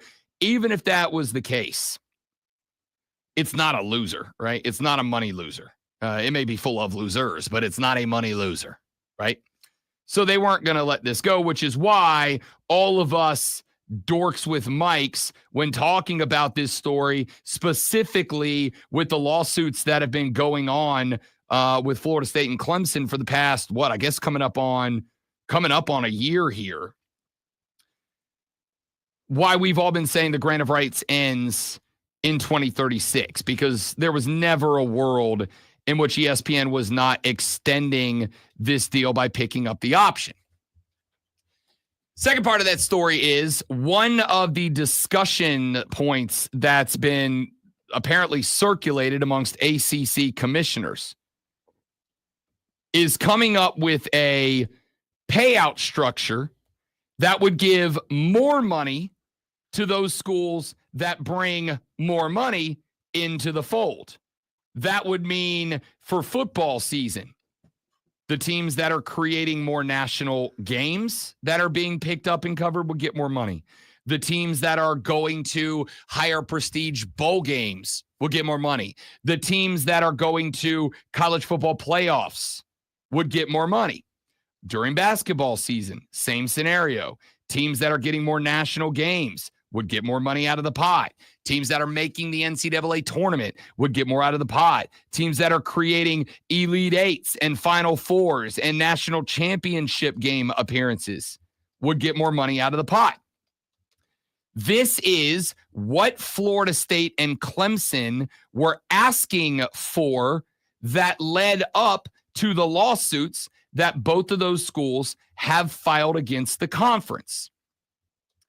It is being reported, and I do want to make this very clear. This is one of those times that my skepticism and, dare I say, cynicism is kicking in a little bit. These reports, not about the option being picked up by ESPN, but of all of the results and ramifications of the option being picked up by ESPN, are being reported by ESPN. Now, there's other outlets that are jumping on board and reporting this as well. But the conversation, not about ESPN announcing that they will pick up the option, because of course ESPN's going to announce that ESPN picked up the option. They're ESPN. They had that information early. They had the Shams bomb about themselves ready to fire off. The stuff that I am talking about is the report that is going around right now about the possibility of the Atlantic Coast Conference creating the revenue split system that Florida State and Clemson asked for and were told no thank you before they filed these lawsuits. And another report that has been flying around right now that Florida State and Clemson, if this new revenue distribution model is accepted and approved by the ACC, may drop their lawsuits against the ACC, will effectively once again become members in good standing of the conference. Not members who are standing in the conference, but also trying to kill the conference with lawsuits. They would drop the lawsuits and go back to being good conference buddies with everybody else that is in said Atlantic Coast Conference. Now, it is ESPN reporting that. And let us be, in our skeptical minds, very clear. Who stands to benefit the most from that? ESPN, right? ESPN. They have the TV contracts. Not only do they have the TV contracts, but as part of this effort, potentially, as part of this effort to be able to generate and sustain that revenue distribution model, the ACC is apparently looking into creating value-add occasions, value-add games. That is to say, when they are putting together schedules, they may begin to put those schedules together with the mindset of what are the most attractive football games we can put together, right? Now, all of a sudden, maybe Florida State and Clemson are playing more towards the end of the season because potentially with no divisions, Florida State, Clemson, and I suspect, though I could be wrong, we'll see, Mike Norvell had better get it in gear down in Tallahassee this year, or he won't be in Tallahassee next year.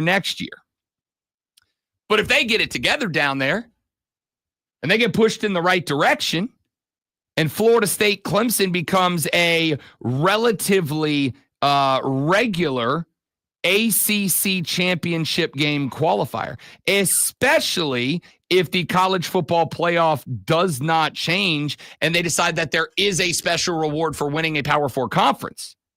Well, now all of a sudden, Clemson, Florida State looks like it's a game that would gain national attention. And if it is a game that would gain, man, I got to stop saying words that sound like each other. If it is a game that would gain national prominence, now all of a sudden, that is a game that it is not going to take much to get ESPN to feature on the big network, get a little more money flowing into the coffers, and now that money can go to those two schools. If the ACC can successfully negotiate with Notre Dame and get them to say, instead of playing 5 or 6 ACC football games a year, let's say they get them to up that number to 7 or 8 ACC games per year. Well, if the ACC ends up with the broadcast rights to, let's say, half of those games, with Notre Dame retaining the broadcast rights to the other half, if they get half those games, that's a national brand that is now pumping money into the coffers just by agreeing to come play your teams. You put that money into the coffers, that's a little bit more money that you can divvy up at the end of the year, including giving a little extra to your crown jewels. Clemson, Florida State, they stay happy. All of these things combined are the reason that I think this story is a big story. Not because they picked up the option. Of course they did. They were never not going to pick up the option. The ACC ain't the Big Ten and it ain't the SEC. You know what else it ain't? It ain't a money loser. There is still enough ongoing in that conference that it will have attention paid to it. And if that is the case, then it's a moneymaker. And ESPN, above all else, is going to make whatever decision they can make in order to make the most money. And if that is what the goal is, then keeping the ACC in their portfolio is the right call. This should not come as a shock to anybody.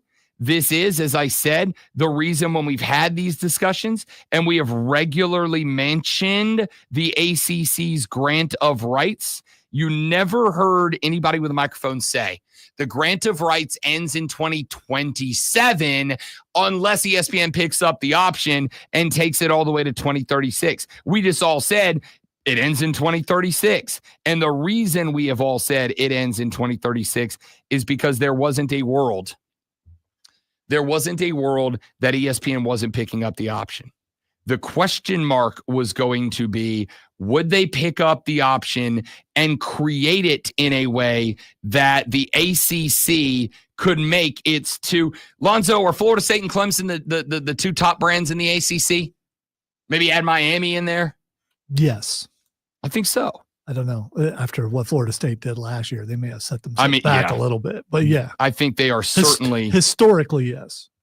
I think they have certainly put themselves in a position where they are, for the first time maybe ever absolutely in risk of losing that distinction, right? Florida State comes out next year, and Mike Norvell has leaned into the portal for a second year in a row. He's coaching a portal team this year. If Mike Norvell and the Noles don't get it right this year, I agree with you.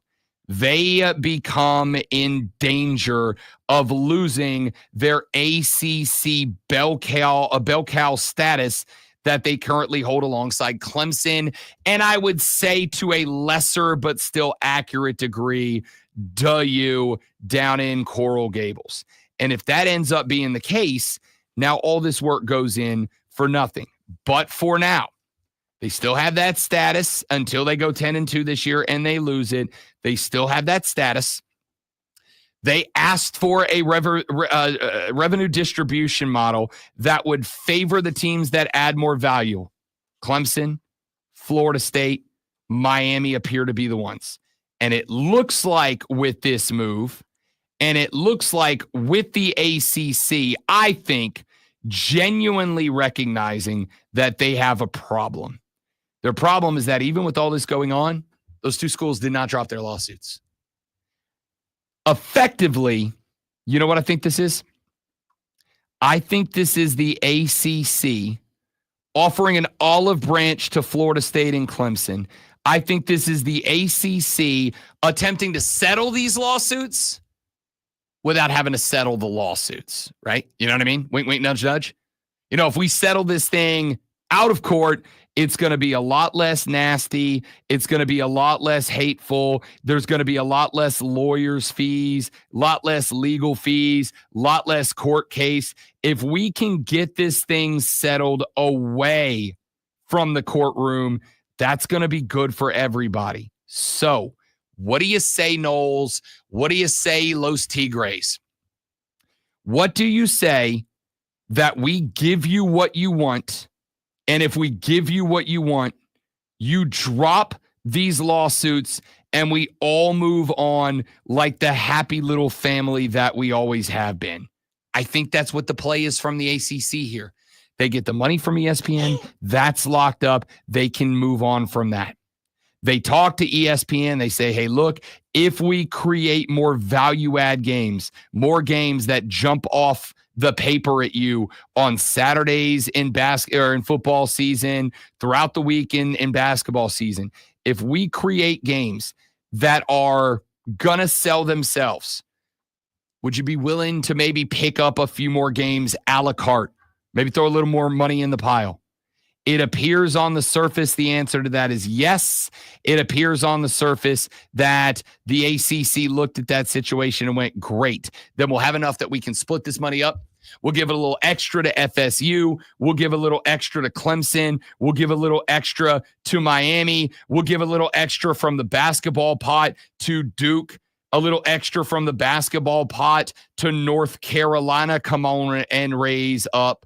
And everybody will be happy. And if everybody's happy, they'll drop those lawsuits. Do I need to go get a tinfoil cap out of Chris's office, Lonzo? Because I feel like that makes a lot of sense.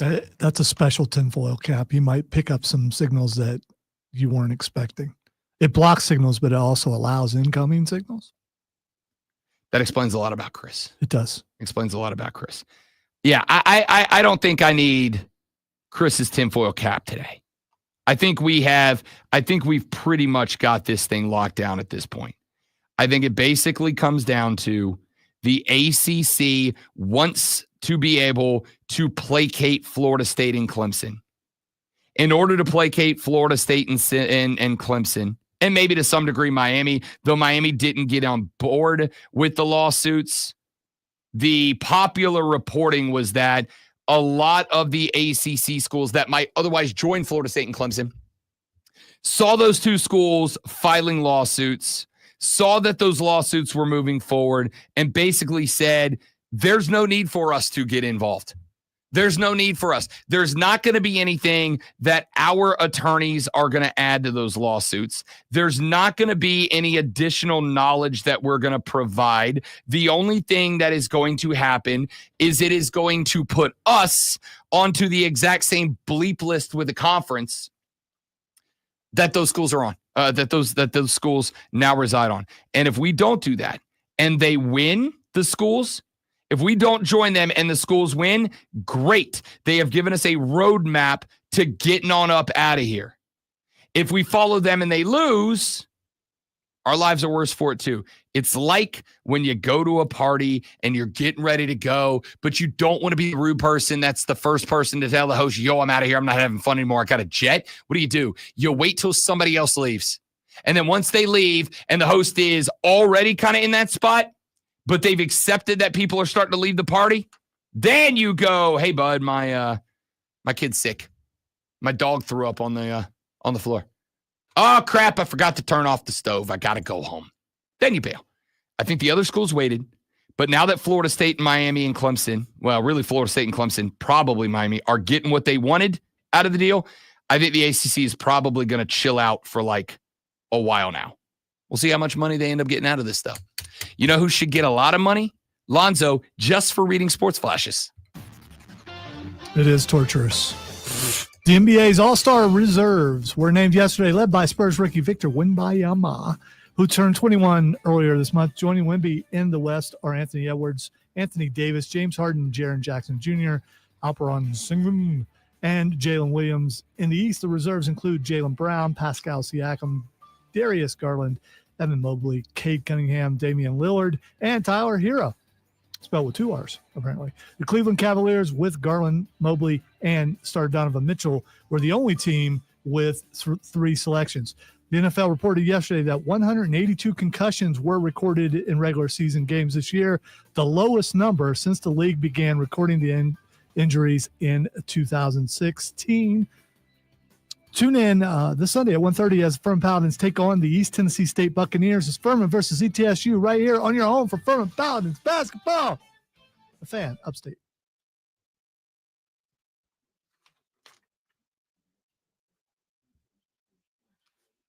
Stories are too long. Too long.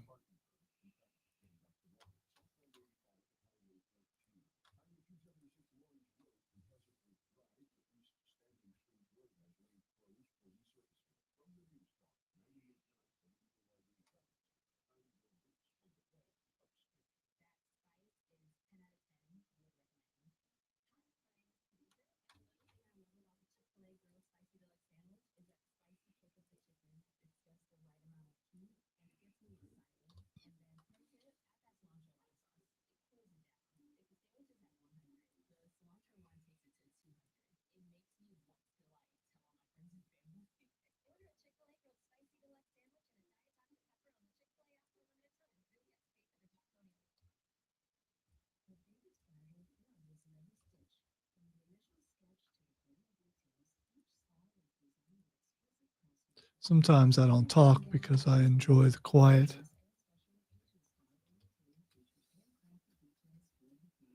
Or I'm doing 5 things.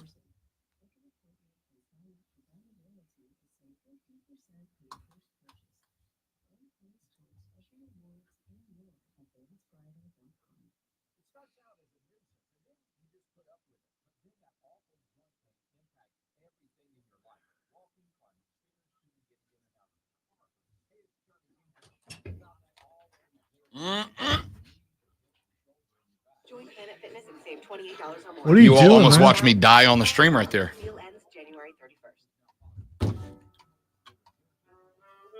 31st. You should come around here for that. But you made I'm obviously you have to sit down again. I'll sit down more gracefully this time. Oh, Postmodern Jukebox. Yeah, Love them. I couldn't Yeah. remember the name. I've seen a different Yeah. version on here, but him doing it is I haven't seen him before. I don't know Yes. who that is. Oh, okay. They were in Simpsonville last month. were they really? Yeah, it was one of the weekends I couldn't go. I was real hurt by that.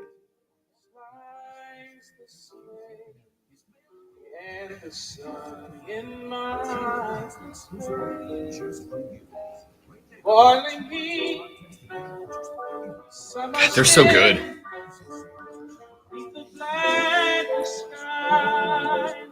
His name is Ray Moore Jr. Ray Moore Jr. Jr. Nick Raymore Sr.'s like, come on, dude.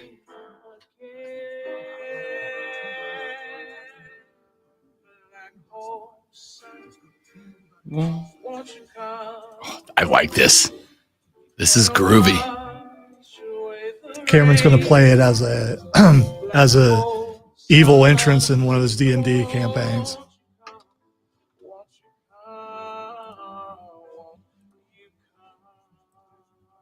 You guys like Postmodern Jukebox? You ever heard of him? I'm a huge fan. Yes, sir.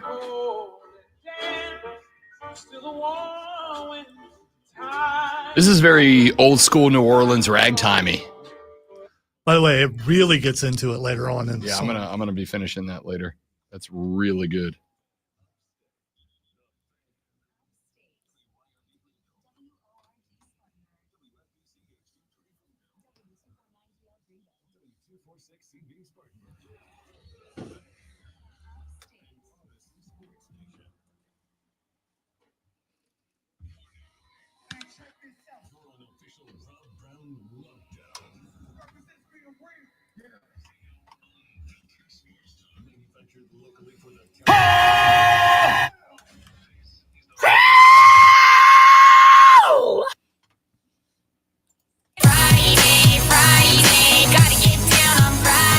Yeah, you do.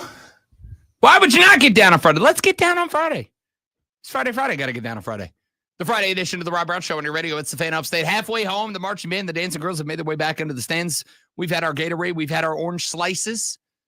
Now it's back to the field for the second half of play. Just 120 minutes separate us from the weekend. And by us, I mean Lonzo and I, not you. You have like a solid 8 more hours ahead of you. Not us. We got 2 more. And then we're done. But we were also here at like 5 o'clock in the morning. So shut up is my point. Okay. Let's roll on.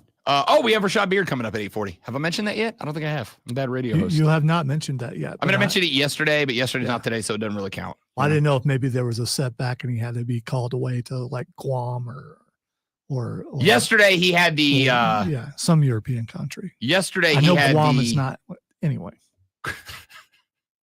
He had the toughest mission of all yesterday. He had to take care of his daughter, which, I think he even puts Q on hold for the young lady, which obviously, right? Get that. Family first.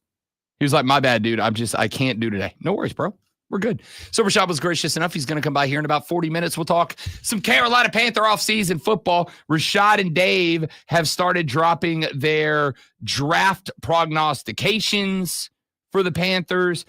We do have some news as far as coaching additions. We'll find out what Shad knows about that and more coming up in about 40 minutes when Rashad Beard, the host of the Panther Nation podcast, joins us here on the show. And he will join us on the stream, by the way, which you can too at facebook.com/thefanupstate, the Fan Upstate on YouTube, the Rob Brown Show on Facebook, on YouTube, and on Twitch. We would love to have you join the Armada over in the chat right now. James is in here. Keegan has joined us. Kane, Steven, William, Wesley, Nate, and more have all joined us in the stream. We encourage you to do the same. Jump on board, have some fun with us. Let's, ladies and gentlemen, roll through the audio blitz. Some of the best audio that we have picked up over the past 24 hours from various locales. I'm going to start with one that hurts my feelings a lot. Zion Williamson played his high school basketball right here in the upstate of South Carolina. He was then a player at Duke. He then, of course, went on to be drafted first overall by our New Orleans Pelicans. And ever since then, he has done... Can I get away with very little, or do I need to say nothing? He's done more than nothing. When he's been in there, he's played really well. He really has. Like, you can see it. You can see that it's in there. Anyway, Zion recently made his return from injury. Breaking news, I know. Recently made his return to injury, but has been taking his time getting back onto the floor to play full-time basketball with the Birds. with my birds, the Pelicans.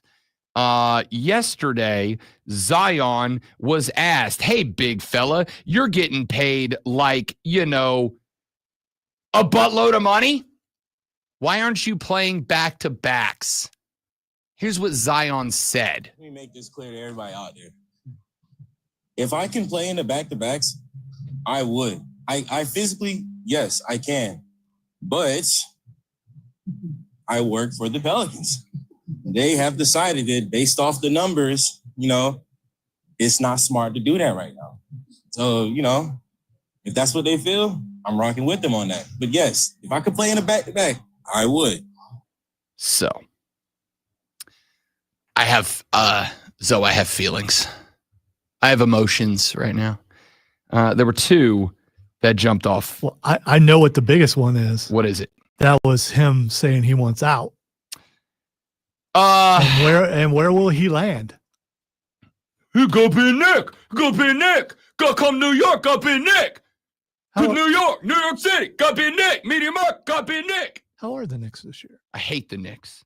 I don't even hate the Knicks. I really like Jalen Brunson. I really like Karl Anthony Towns. I'm really glad my guy's an all-star. I'm glad he's doing well. I'm glad he's killing it up there in the NYC. I don't hate the Knicks.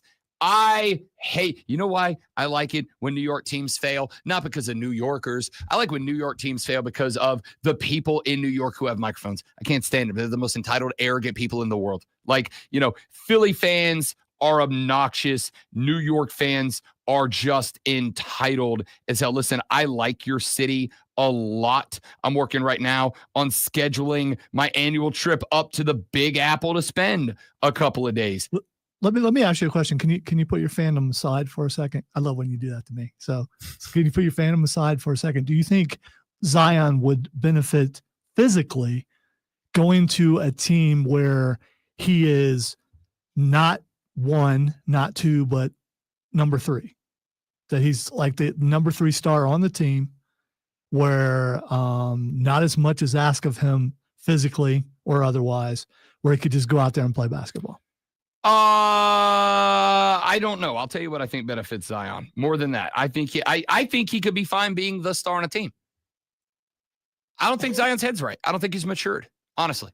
Like, I think when he was at Duke, he was just so much damn better than everybody else that I don't think he really ever had to try. Hey, I'm going to make it about me for a second, Lonzo. I know that's unusual. I don't do that very often. Thank goodness tape is rolling. I know it's not what they call it anymore, Yeah. but anyway. Record this for posterity. I'm going to make it about me for a second. I don't do that very often, but I'm going to make it about me for a second. When Rob Brown went to college 72 years ago, when I went to college, I had a big problem when I got to college. My big problem was this, great one. When I was in high school, everything came really, really easy to me. I was very fortunate. Everything came easy to me. I didn't study in high school. I didn't have to. I just got the stuff, right? I was very fortunate. I just got the stuff. It just made sense to me. Science class made sense to me. Social studies made sense to me. History, I've always been a history fan. I loved the stuff. It just came easy to me. And so in high school, I didn't have to try. Honestly, I just showed up, nailed some tests, went to practice, went home, hung out with the whole cheerleader squad, and then went to sleep and did it again the next day, right? Obviously, all of those things are true 100%. Don't ask questions. And then I went to college.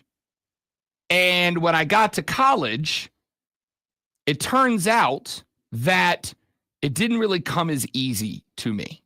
But at that point, I had gotten so used to everything coming easy to me, and I had gotten so used to being able to do whatever I wanted to do all the time because I had all the free time in the world. I didn't have to study.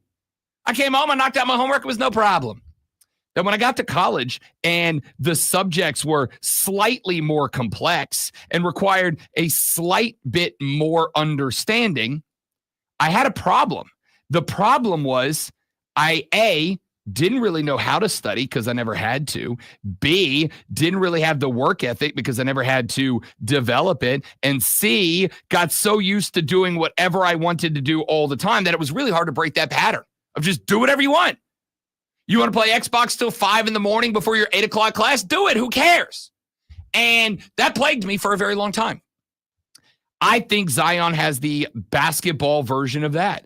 I think he was just such a dominant force everywhere he went for so long that he was just able to do whatever he wanted, eat whatever he wanted, work out however he wanted, and play however he wanted. And then he got to the NBA. And it turns out there's a lot of good, beefy players in the NBA. And all of a sudden, Zion, who we have seen be a monster in certain spots, has to actually try. And I'm not talking about on the court. I'm talking about off of it. I'm talking about the weight fluctuations. And if you, like Zoe and I, have bounced up and down from fat to not fat, fat to not fat, fat to not fat, fat to not fat, you know it wreaks havoc on your body.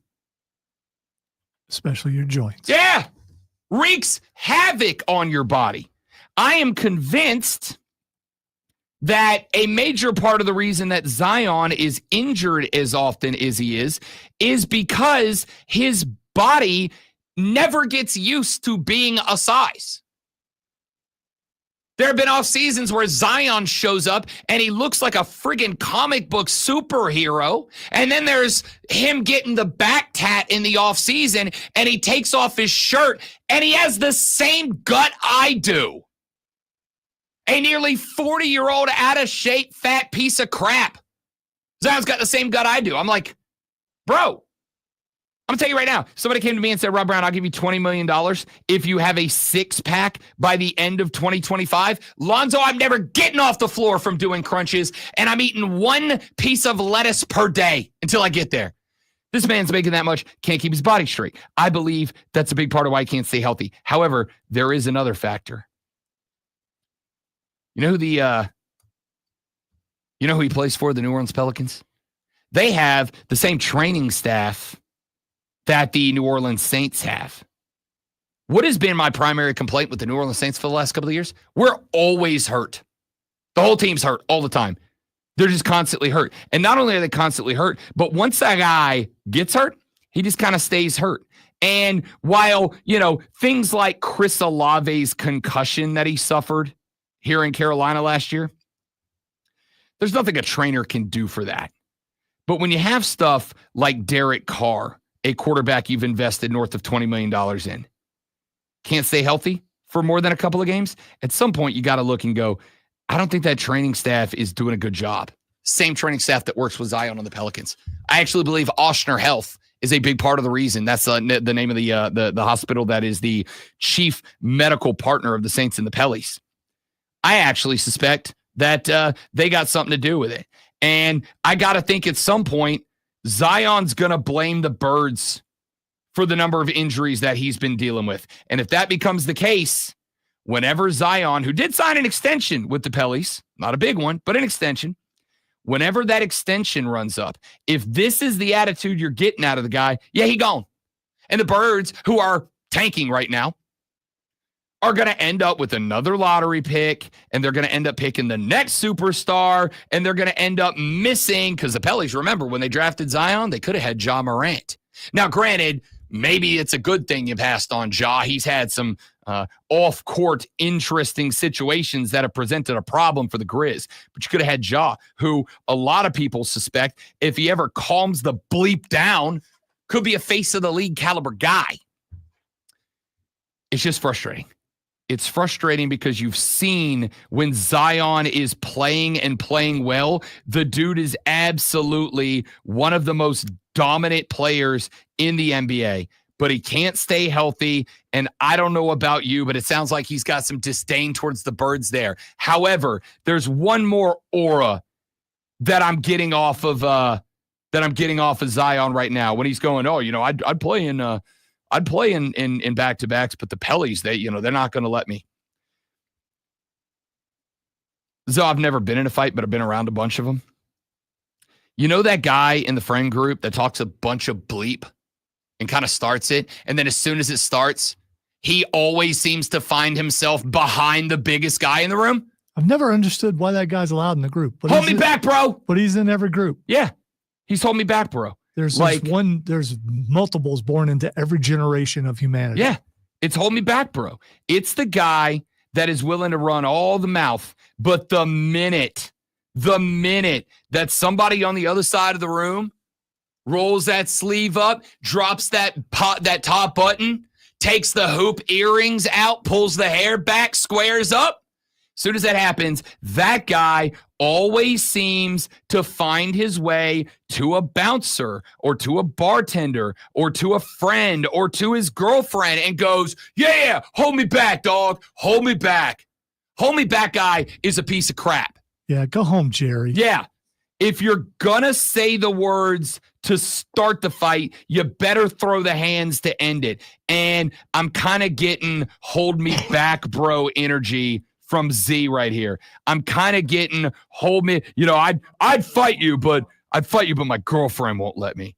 She's holding me back, bro. I'd mess you up, bud, but my lady doesn't want me involved, and I'm not gonna disrespect her, or else I'd mess you up. I'd beat your ass. But this bouncer's between us. If this bouncer wasn't here, I'd rip you up, buddy. I'd rip you up. It's that guy. I got that energy from Z. I'm like, dog, if you took care of yourself and you stayed healthy, you wouldn't have to blame your inability to play back-to-backs on the Birds. You could just go, yeah, I'm playing back-to-backs because I'm a healthy basketball player who's a dominant basketball player and can help this team win and get into the playoffs. But that's not what's happening. And it makes me mad. Audio Blitz, I did one piece of sound. Yes, no. Good. Let's do it. Cav, my dog, welcome back to the show, big fella. How we doing? Oh, chilling, man. What you got going on other than having a whole lot of fun? Well, I was having fun until I started talking about Zion. Now I'm just mad again. I feel you, man. But you know what? Zion hadn't wanted to be in New Orleans. Do you remember after one game, maybe his rookie year, somewhere around in there, and they were talking about New York, and he was like, "Man, wouldn't it be great to play in New?" It was something like that he said. But ever since that day that he said that maybe his rookie year, it ain't really been the same. Like, he's wanted to get out of there since then. Like, once he got drafted and really found out what New Orleans, he didn't want to be there. And he ain't want to be there not 1 year that he's been there, now that I look at it. So get off of it. Just trade him. Send him somewhere else and see what happens. But he's got to get in shape. Like, and I don't know if he's just really pulling this James Harden thing to really get himself traded. Because you got to check it out, bro. He gained a lot of weight, lose a lot of weight, because he can lose it when he get ready and come in and show out. So he's showing us he can play. Did you? I don't know. Get in the right situation, because I don't think you want to be in New Orleans. I don't know, Kev, if you saw the pictures of Zion showing up to the Birds training camp in the offseason.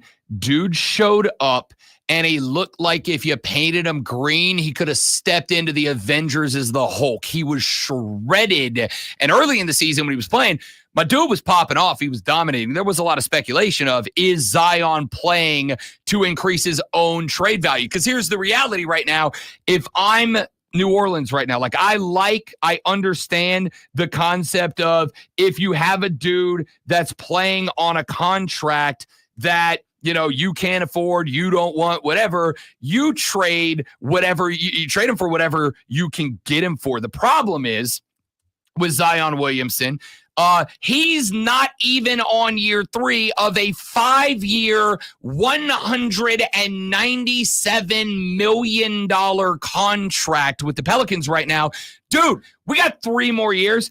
I'm not this guy, Kevin. You've listened long enough that I'm player empowerment. I'm all about the boys being able to get the bag. I'm all about repping the young ladies to get paid. I'm all about athlete empowerment. But, dude, I'm going to tell you right now, if I'm the Pelicans, I'm doing what they do in professional wrestling, which is I am adding injury time to the contract. My man, you've been here 3 years now, but you played 1 season worth of games. As far as I'm concerned, you've given me 1 out of the 5-year, nearly $200 million contract that we gave you. So I ain't trading you, bro. You can sit your ass on the bench. You can eat all the Popeyes chicken biscuits that you want to eat. You can get fat. You can get skinny. You can go to shows. You can go to the club. I don't care what you do. You're not getting traded. So you got two options here, pal. You can get your big ass in shape and you get out there and dominate the NBA like we've seen you do, or you can go home and you can get fat and you can not play. It's up to you, pal. But I'm not trading you away for a pair of Nikes. Yeah, they ain't gonna do that for some pennies now. But at the same time, if you don't want to play for my team, I'm gonna get rid of you. I'm gonna send you somewhere. I understand what they done gave him. I'm gonna tell you what to change all that. If some of these teams start making them people get their money back, or at least some of their money back, since you want to cheat on the contract, how about get some of that back? Just like with the NIL, you don't want to play, give me my change back. That'll change all that. Yeah. Everybody want to tap the team's pocket. How about tap that guy's pocket that signed this contract? Tap his pocket a couple times. I bet you he'll cut that out. I appreciate it, Kev. Good to talk to you, brother. Thanks for checking in. And I see another caller on. Hang on. We're going to take a quick break. When we come back, we'll get more calls. I did just get a text, and I won't give away the source, but it is someone that I very much trust that said that they have someone close to them that was close to Z when he was at Spartanburg Day School, said that this individual who was very close to Zion when he lived here in the Berg, quote, Zion just sits in his apartment and plays video games, doesn't try to get in shape. He's so lazy, said he didn't care about playing in the NBA, was just drawing a paycheck. I'll tell you what, buddy, I'm on the hook for you for $200 million. I'm going to give you $200 million. I'm not sending you to New York. I'm not sending you to LA. I'm not sending you to Boston. I'm going to give you the option. I'll pay you the $200 million to sit your ass in your condo and play video games, or I'm going to send you to, I don't know, how do you feel about Toronto? Maybe put Z up in Toronto. Let's take a break. Take some more phone calls after this on the Rob Brown Show on the Fan Upstate. Oh, I forgot I had Mike lined up. I'm glad he calls. But now it'll be a short segment.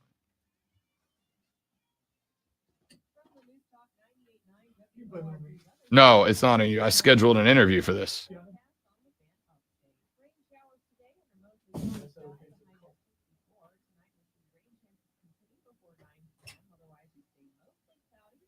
right, guys, give me 30 seconds. I'll be right back.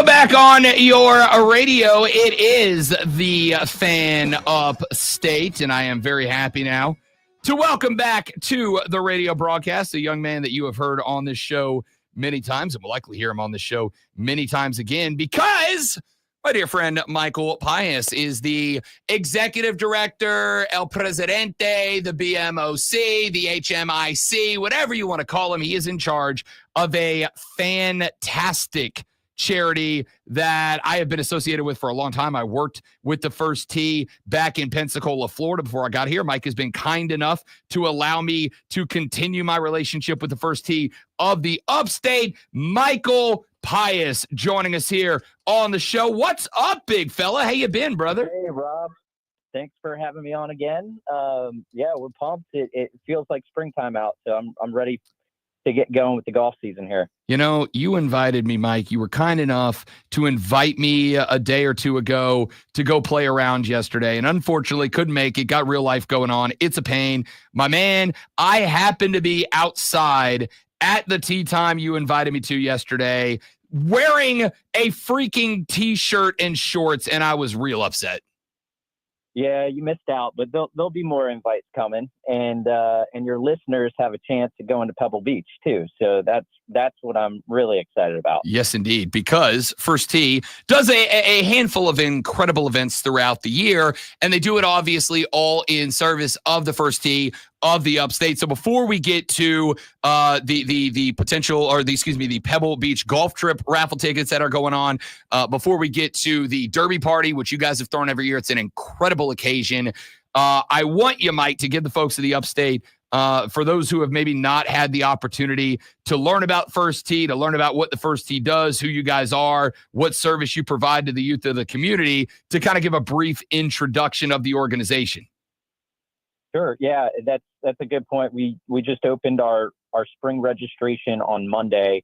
Classes are already filling up, and but what we do is we're a youth development program. We teach kids life skills that they're going to be able to, carry on and off the golf course. So those are like goal setting and using good judgment and resiliency skills. These are all skills that, again, are going to make them great golfers, but even better people. So, we kind of build up their inner strengths and create experiences that are going to allow them to thrive. And we do this at area elementary schools during their PE classes, and then obviously at like golf courses, driving ranges. And what's awesome right now is we've got a great partnership with the new PGA Tour Superstore in Greenville, where this winter we've been able to do, or this year we've been able to do year-round programming. So get into the simulators and play St. Andrews, in the evening, work on their skills, get into kind of the numbers, kind of get geeky with it, with the launch numbers and all of that, launch angle and ball speed and club head speed. And so, we create, like I said, we create amazing experiences for these kids to build their inner strength and get them ready for the world ahead of them. I have said it before and I'll say it again, and I absolutely mean it. I don't know that there is a better sport for character development than golf, Mike, because it is obviously, it's as much between the ears as it is physical. And when it comes to the physical element of golf, it is discipline. It is regiment. It is practicing. It is making sure you're doing every little thing the right way every single time. It's a fantastic game for self-empowerment, in my opinion, which for kids, especially younger kids, can be something that you don't get a lot of other places, especially if you are. And obviously I'm a big baseball guy, big basketball guy, but these are sports where even at a young age, if you just aren't naturally one of the best, you're not going to get as much practice time, as much play time, an opportunity to utilize that game to develop yourself. With golf, man, it's you, it's the course, it's you getting the things right and playing the game the right way. That's why I think what you guys do is so incredible. Yeah, it's a lot of fun, and we've got amazing, caring, trained adults that are our coaches, our mentors, our volunteers for these kids. We've got a passionate group of coaches and volunteers that that want to support these kids and want to give them every opportunity to thrive in their lives. And it's just a bonus. We get to play the great game of golf alongside that. All right, so let's tell the folks how not only can they help out the First Tee of the Upstate, Mike, but they can also win some cool stuff and have some great experiences. You guys, obviously, as you mentioned, open registration for kids to join the program on Monday. Now it's time for the grown-ups to play because somebody's going to Pebble Beach. Yeah, this is something that we've been doing for, I think this is our 5th year now. An amazing trip that we put together. We try to make it a little bit better every year. But it's for those that have, heard about it before, again, it's Pebble Beach, Spyglass, EPC Harding Park in San Francisco. It's a foursome at each one of those courses. It's a 3-night stay at the lodge at Pebble Beach. So you literally roll out of bed and you're in the middle of the 18th fairway. You've got $2,000 in air transportation, and it's only $100 a ticket. So we only sell 500 of them, some great odds. So get your foursome together. Each one, just say, hey, get the handshake deal and say, if your ticket's drawn, you're taking me. If my ticket's drawn, I'm taking you guys. Increase those odds. The drawing is going to be Thursday, March 6th. So you've got some time to buy the tickets, but you want to get them as soon as possible on our website, firstteeupstate.org. You can click on events and then golf trip raffle and then purchase them right there on our website. If you want to, write a check or buy it in cash, then give us a call. We'll set up a time where we'll have someone in our office and you can swing by and pick up a ticket there. But we've also got a great second place prize. We got a foursome at Cross Creek in Seneca and some First Tee merchandise that you can wear. And then third place is a swing evaluation and 3 lessons at Golf Tech Greenville on Pelham Road. So amazing, third place valued at $500, second place $750, and then the trip out to Pebbles worth over $10,000. So it's an amazing opportunity. It's a great way to support our mission, support the kids and teens that we impact each day, and then also a great chance to go out and play a once in a lifetime experience with your friends or family. Michael Pius, Executive Director of First Tee of the Upstate, here on the Rob Brown Show and the Fan Upstate. Those tickets are on sale. And again, I know the deadline's in March, but let's keep it a buck. There's 500 of them. They're going to be going way faster than that. And on top of that, you guys are also selling early bird tickets to one of my favorite events of the year, the Kentucky Derby. I've said this, Mike. I don't think I'm blowing anybody's cover here. I'm not a fan of the Kentucky Derby. I think it's the most overrated event in sports. I am a huge fan of a Kentucky Derby party, and you guys throw the best one in the state of South Carolina, pal. Yeah, we put on a show for our donors and supporters, and it's going to be a great event. We're going to be at Thornblade Club this year, which we're super excited about, being in the ballroom there. It's just going to be a great experience. We're still working out all the details, but we do have our early bird pricing right now for our general admission. It's $75. That gets you into the event, all the food and mint juleps that you'd like, and also a $15 Uber credit. So you can enjoy all the mint juleps you want responsibly, but then get an Uber back to your house after the party or to the event. Then we've also got our VIP Millionaires Row ticket, which is awesome. You get you in an hour early to the party. So it starts at 4 for the VIPs. It starts at 5 for general admission. It gets you in for a special bourbon tasting by Maker's Mark, which they've been awesome supporters of this event for a long time. And then also that's a $25 Uber credit on that ticket too. And just a great event. We also have a designated driver ticket. So if you have someone that, doesn't want to enjoy the mint juleps, that's fine. They can still come out and support us, and that's $50. So the VIP ticket's $150. The early bird pricing is $150 for VIP and $75 for general admission. That's through the end of February. So you got a month on those tickets. So get those tickets right away. And we'd love to, we try to put on an amazing experience for our kids during our classes and unique experience and develop these unique experiences for these kids to grow. And we try to develop the same thing for our donors. We want them to feel special, that they are supporting our mission.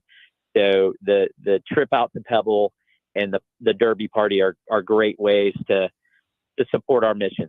Michael Pius, Executive Director of the First Tee of the Upstate, one of my favorite organizations to have a relationship with. You can find out more information, get your raffle tickets, get your early tickets, etc. at firstteeupstate.org. Brother, it is great to have you back on the air, Mike. Looking forward to those events as always, and go keep doing what you're doing, big dog. Yeah, thanks. Let's tee it up soon. Heck yeah. You don't have to twist my arm, pal. Michael Pius, Executive Director, First Tee of the Upstate. Again, firstteeupstate.org. Grab your raffle tickets today. Get your Derby party tickets. I've been to that event twice. I'm going to tell you right now, it is, as the kids say, lit. Capital L. Rashad Beard, capital R, comes up next on the Rob Brown Show. Capital R on the Fan Upstate.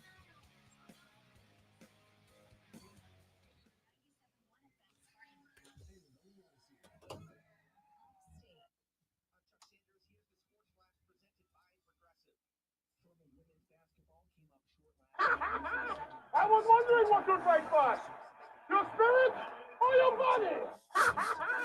All right, guys, we're going to step away while we get Rashad set up. We'll be right back. Don't go anywhere.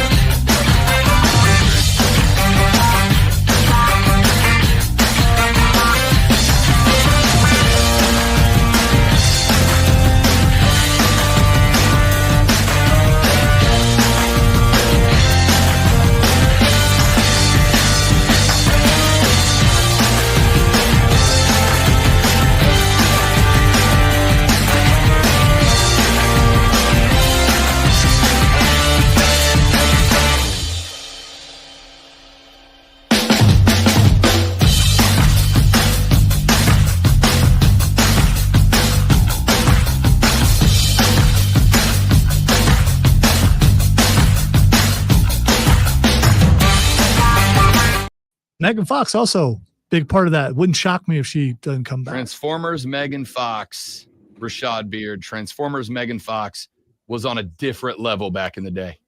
Oh, yeah, for sure. For sure. Love to see that.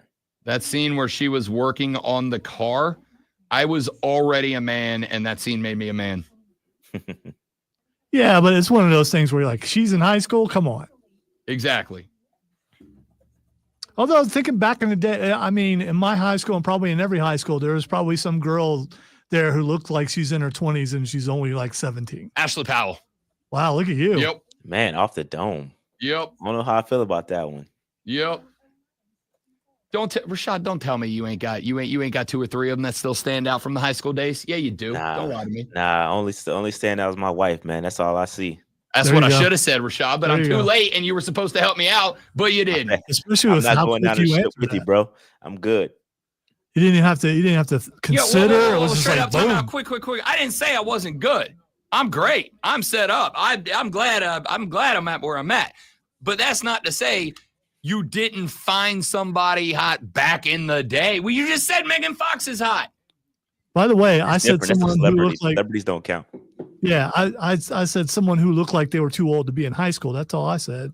And boom, you were there. Yeah, that's too quick. You could at least thought about it. Even if it was in your head, you should at least thought for a second. Okay, then drop the name. It was too quick. Y'all in the chat, you know what the hell I'm talking about. You know there's that girl Yeah, from high school. yeah, they you all remember. heard what we heard. Yeah, for sure. I'm not ashamed. I don't care. I'm gonna own it.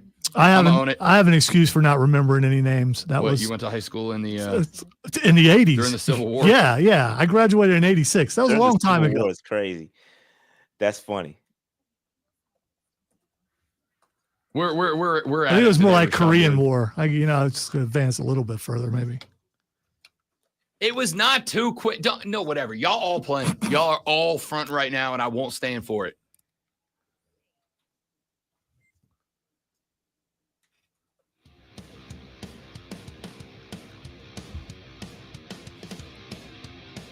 The Rob Brown Show back on your radio. It's the Fan Upstate. Hey, really quick. I mean, I know I'm old, but frontin'? Do they still say frontin'? I don't know. I could be. That was. Look, I mean, That was the place for capping. You and Rashad took me back to my high school days for just a hot minute. We won't talk about how or why, but you did. And so I'm just going to sound like a basic old white guy. I don't know what you want from me. All right. I ain't perfect. All right. Rashad Beard, host of the Panther Nation podcast, ordinarily joins us on Thursdays at 8:40, but my man had a family mission to go on yesterday, so was kind enough to roll it over to a Friday. By the way, you feeling better, big dog? You were a bit out of it last week, pal. Yeah, bro, I was down for the count, man. The flu was going around and all that good stuff, and I got it. Went circulated through my family. I was the last to get it, but I'm back to full strength, and when we're here. I'm glad to hear. How bad was it? Like wrecked It you was for bad. a couple days bad? Yeah, it got me bad. Usually, I don't get sick very often, but when I do, it kind of takes me down. Mhm. And, that one got me. It got me pretty good.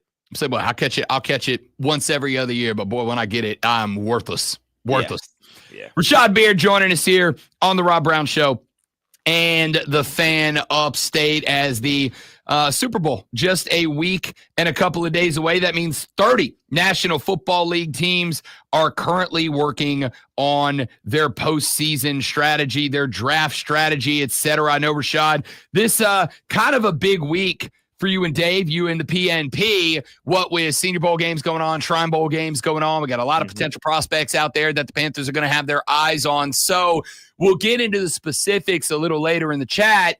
Overall, as far as getting set for the draft, are you kind of in draft mentality right now? And if so, where in that range are you? Yeah, 1,000% in draft mode, man. This is, to me, one of the best times of the year.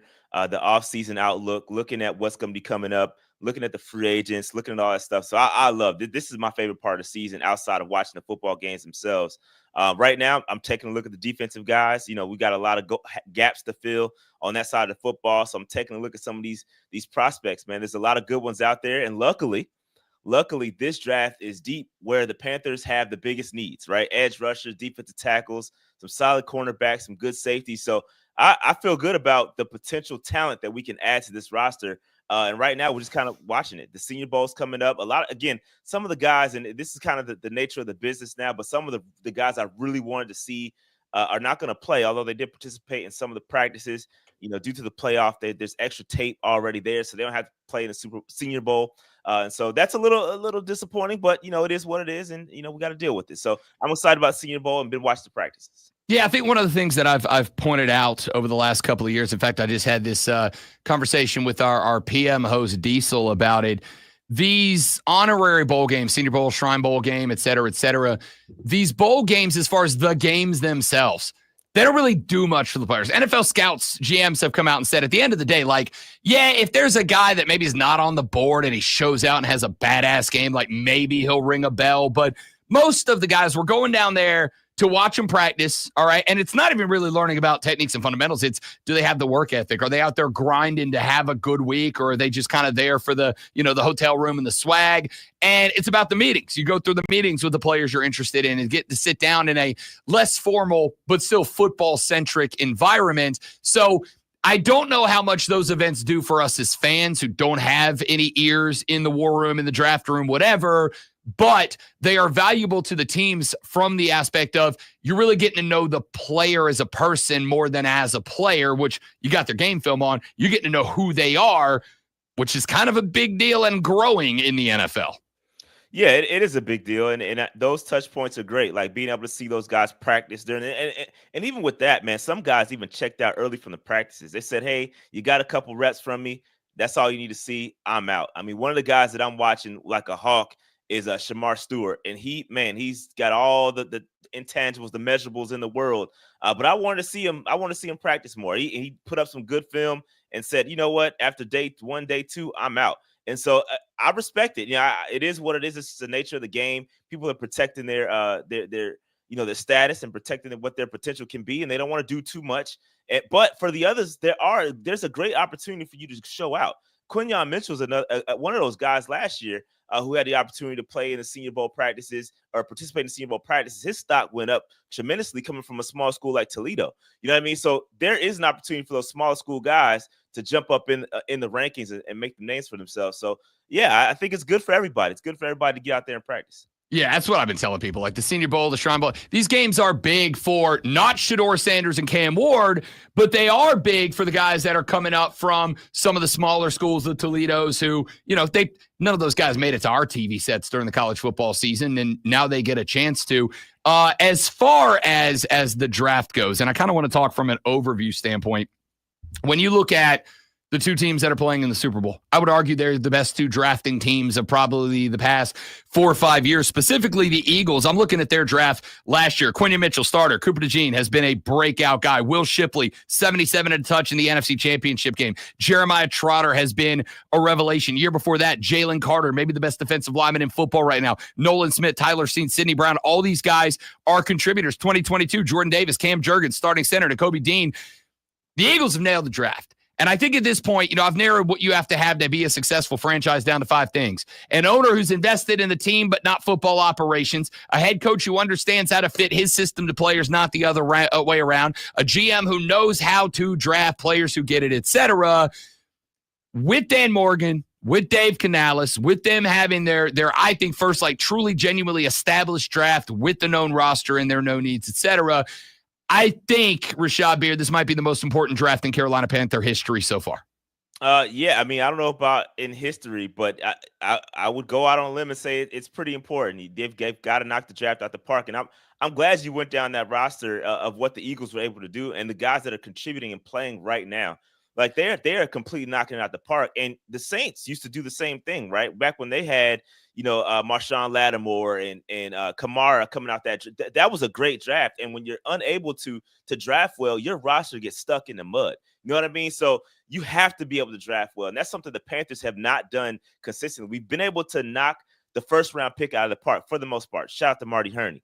But after that, it gets a little shaky, right? We have not been able to put together a full draft class of contributors, right? Last year was solid, but we have to build on that year over year over year. And so this is a very important draft, especially for Dan Morgan, especially for Dave Canales, to build on what they've been able to do. They have a lot of opportunities. They have 9 picks. I don't know if they're going to use them all. Probably going to trade up, trade back. But there's a lot of opportunity to get better, and they need to knock this draft out the park. Defensively, they need to add some talent. We've seen it.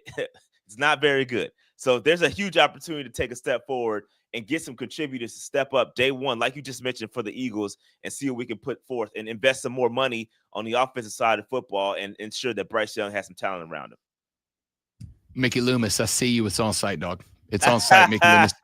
I don't know what happened to you, but it's on site. Rashad Beard, host of the Panther Nation podcast, joining us here on the Rob Brown Show and the Fan Upstate. We got a couple of months. We still got the Combine coming up in a couple of weeks, Rashad Beard. But is there anybody, I know you've already mentioned a guy or two, is there anybody right now that you are particularly looking forward to seeing at the Combine? Maybe you think they are your day one guy. Who's jumping off the page at you early in the draft cycle? Man, it's so tough. I think we're gonna get a good player regardless. At 8, if we stay there, probably maybe have an opportunity to trade back. But there's so many guys, man. There's so many guys I'm looking at. Obviously, Abdul Carter is the guy. I mean, if he happens to fall to us, which I doubt, you got to take him. Tet, the wide receiver from Arizona, should be in play for me. If you swing and miss, and you can't bring in like a T. Higgins or a true wide receiver 1, you got to consider bringing in Tet from Arizona. There's some good talent, man. Michael Williams, another. There's so many guys, bro. I think we're going to be in a good opportunity to get one of these guys. But there's some guys later in the draft that I'm looking at, like Mike Green, potentially. If you trade back, he's an edge rusher from Marshall, who's making some noise out at the Senior Bowl. Little undersized, but he's a guy that you definitely want to keep your eye on. Shamar Stewart is another guy. I'm telling y'all, this guy has all the measurables, 6'6", 280. He's if you're building a player in Madden, he's what you're building. And I don't know if it's going to be first round, but if you trade back, he's definitely going to be in that 15 to 20 range, you could probably snag him there. And he has a lot of talent to build from. It's a little raw, right? But again, in the future, he could become dominant. Walter Nolan is a guy I'm looking at, defensive tackle from Mississippi, 6'3", 293. Another guy, man, I'm really looking at. He's having a great week. A little bit of consistency issues at the Senior Bowl, but there's so many guys, man. I could go on all day about the guys that we're looking at, but I'm excited though. We're gonna get some good guys. I'm just more concerned about the day 2, day 3 picks. Yeah, no, and again, you look at Philly, you look at Kansas City, that's where they're making a difference, right? Like, it's easy to nail, I don't say it's easy, but it's easier to nail day 1 picks than it is day 2, easier day 2 than day 3, and that's where they've killed it. Got a couple more things for you, Rashad, before we let you get up out of here. Panthers planning on hiring Rams assistant defensive line coach A.C. Carter, probably coming in. My understanding is the new outside linebacker coach. He has been with Ejiro Evero in the past, was with him in Denver back in 2022. Whether it's Carter or anybody else, what kind of updates and thoughts can you give us on filling in some of those coaching holes that have got to be filled in? Yeah, I'm not too sure, man. My ears haven't been to the streets regarding the coachings and the assistant coaches that they're bringing in. I know that obviously there were several let go. Somebody had to go based on how bad our defense was last year. So again, it's good to see that they were able to get somebody connected to Ejiro Evero and knows his system, knows the expectations. That's a good sign. And again, I don't know his full background. I did read it briefly, but it's gonna, again, I do think they need to bring in some more guys that align with Evero and can execute what he's looking for, and can coach up the guys that need to be coached to play the way that Evero needs them to play. I think that's the biggest problem with this system. Last year, you had a bunch of guys that weren't executing properly. So I don't know, man. I don't know too much about the assistant hires. No, that's fair. That's fair. And a lot of these guys, especially coming to a place like Carolina, like, you're going to get some guys that have little less experience than you would if they were joining Andy Reid or whatever. So that makes a lot of sense. Quick kind of side, though. You keep saying that defense bad. And it was. I'm not arguing that it was. You give any leeway, any bend to the boys because of the amount of injuries and who the injuries were to, et cetera? Like, is there any grace for what happened this year? Yeah, for sure. A little grace. They get a little grace, but still it's historically bad. And they've got to do better. And again, you've got to build depth, and that goes back to Dan Morgan. He acknowledged it, right? He acknowledged and took some of the blame for the depth issues on the defense. You got to be able to plug and play some new guys. You got to be able to develop that depth, and it just wasn't there, and it showed drastically. You can't just, a guy goes down. I know it was Derek Brown. I know it was Shaq Thompson, but you got to be able to sustain. And there's other players. I'll go to Detroit. Detroit sustained some injuries on their defense as well, but they were able to keep it going and at least look respectable. You know what I mean? So we gotta build the depth, and it starts in this draft. That's why it's so important. Any credit to Dave Tepper for getting the hell out of the way this year? You happy with him this year? Oh yeah, for sure. I think he's done a great job. I think the only thing he could do that would really, put the cherry on the top is bring grass back to Carolina. But I think other than that, man, bring real grass to Bank of America Stadium. I think that's a lot of the issues with some of our injuries. I'll go out on a limb and say it, but bring some grass back to Carolina. But other than that, man, he's been doing a great job, man. We haven't heard much from him, and that's the way we should keep it. He's been letting the coaches coach and letting the GMs GM, and I like it. I like it. Rashad Beard, host of the Panther Nation podcast. You can find them on X at Panther Nation PC. But more importantly, make sure you get on over to the YouTube channel, Panther Nation Podcast. Hit that heart button, get subscribed, turn the alerts on, because the closer we get to the draft, the more Rashad's just going to live in front of a webcam, is the way I think it plays out. For sure, absolutely. Hey, Rob, I got a quick question for you though. How's the head coach search going, man? Hey, good to see you, big dog. See you later. Adios. Hit the bricks, pal. That's what he doesn't leave till I say he Bro, leaves. we are going to be for a very long time. I already know it. I'm trying to mentally accept it. I got Zion Williamson down there talking smack about my basketball team. We can't even get freaking Kellen Moore to sign on as a coach right now. Rashad, I hate sports so much. It's unfortunate. Yeah, man. I agree. Why you got to end it like this? I was just curious. Have a nice.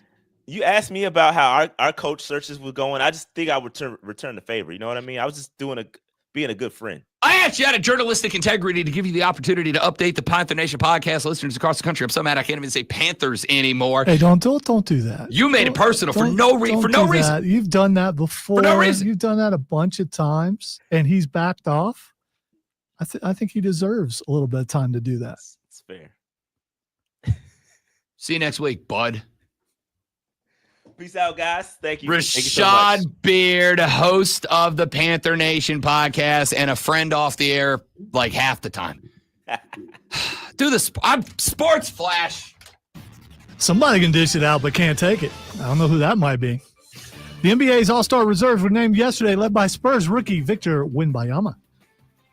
I don't know what alerts are, by the way, who turned 21 earlier this month. Why is this necessary? Joining Wemby in the West are Anthony Edwards, Anthony Davis, James Harden, Jaren Jackson Jr., Alperen Sengun, and I'm probably saying that wrong, and Jalen Williams in the East. The reserves include Jaylen Brown, Pascal Siakam, Darius Garland, Evan Mobley, Cade Cunningham, Damian Lillard, and Tyler Hero with 2 R's. The Cleveland Cavaliers with Garland, Mobley, and starter Donovan Mitchell were the only teams with 3 selections. Make sure to tune in this Sunday at 1:30 as Furman Paladins take on the East Tennessee State Buccaneers. Furman versus ETSU right here on your home for Furman Paladins basketball, the Fan Upstate. Stay tuned for all alerts.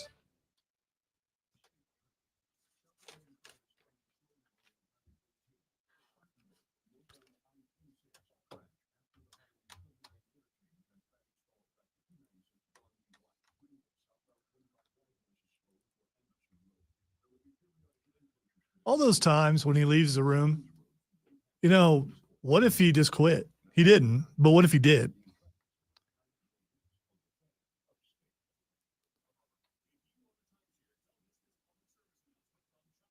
What if he doesn't come back and I jump up and look out the window and see him driving away?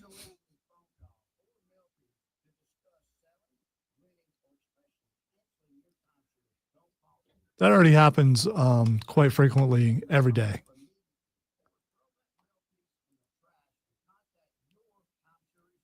Like just about every guest he has on. So, I mean,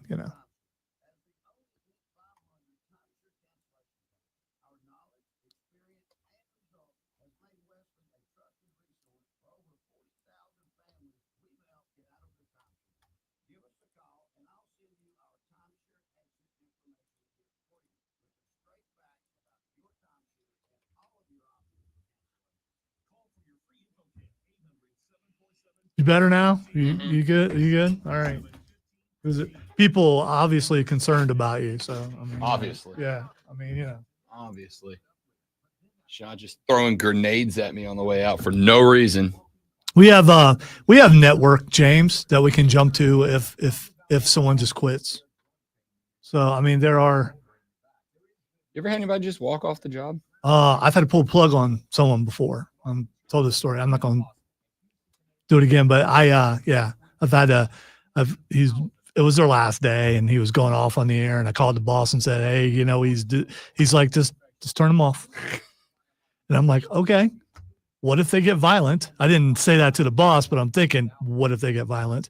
Our present boss, I would say, dude, what if he decides to come up and start wanting to hit me? I mean, I'm not going to let that happen unless I don't see it coming. Actually, when I cut the mic off, he's like, I completely understand. I know it's not you. Like, okay, cool. Good enough. Yeah. That could have gone way worse. I don't believe in my nearly 30 years of radio, it's ever been discussed about, okay, if someone gets up and walks out, here's what you do. We are so much, live radio is so much improv, so much reaction, for sure. So much everything. You just do something. Yep. And hope it was the right thing. Yep. Usually it is. Probably 99% of the time you did the right thing. Or at least as close as you could get to it. And if you didn't, you hope it was the least entertaining. I had one guy quit live, I think my first year radio. He just got up and walked out. Didn't tirade, didn't scream, didn't curse into the mic, didn't do any of that. He just stood up and he left. And we called him after the break. We're like, bro, what up? And he wouldn't answer his phone. So we're like, oh, all right, well, guess he's done. And he never came back. Actually, I don't think I ever saw him again after that. Wow. Yeah. Is that the way to go, though? I mean, just I've always said, like, I don't know if I would want my last show to be like, and I guess if you're in the game for a long time, you want your last show to be like, thanks for the memories, hasta luego. Yeah, I think I might kind of want it. It just depends on what the exit's going to be like. I also think most it would be people really don't get the funny chance to do that. Just yeah. get up and walk out and never come back and see what happens.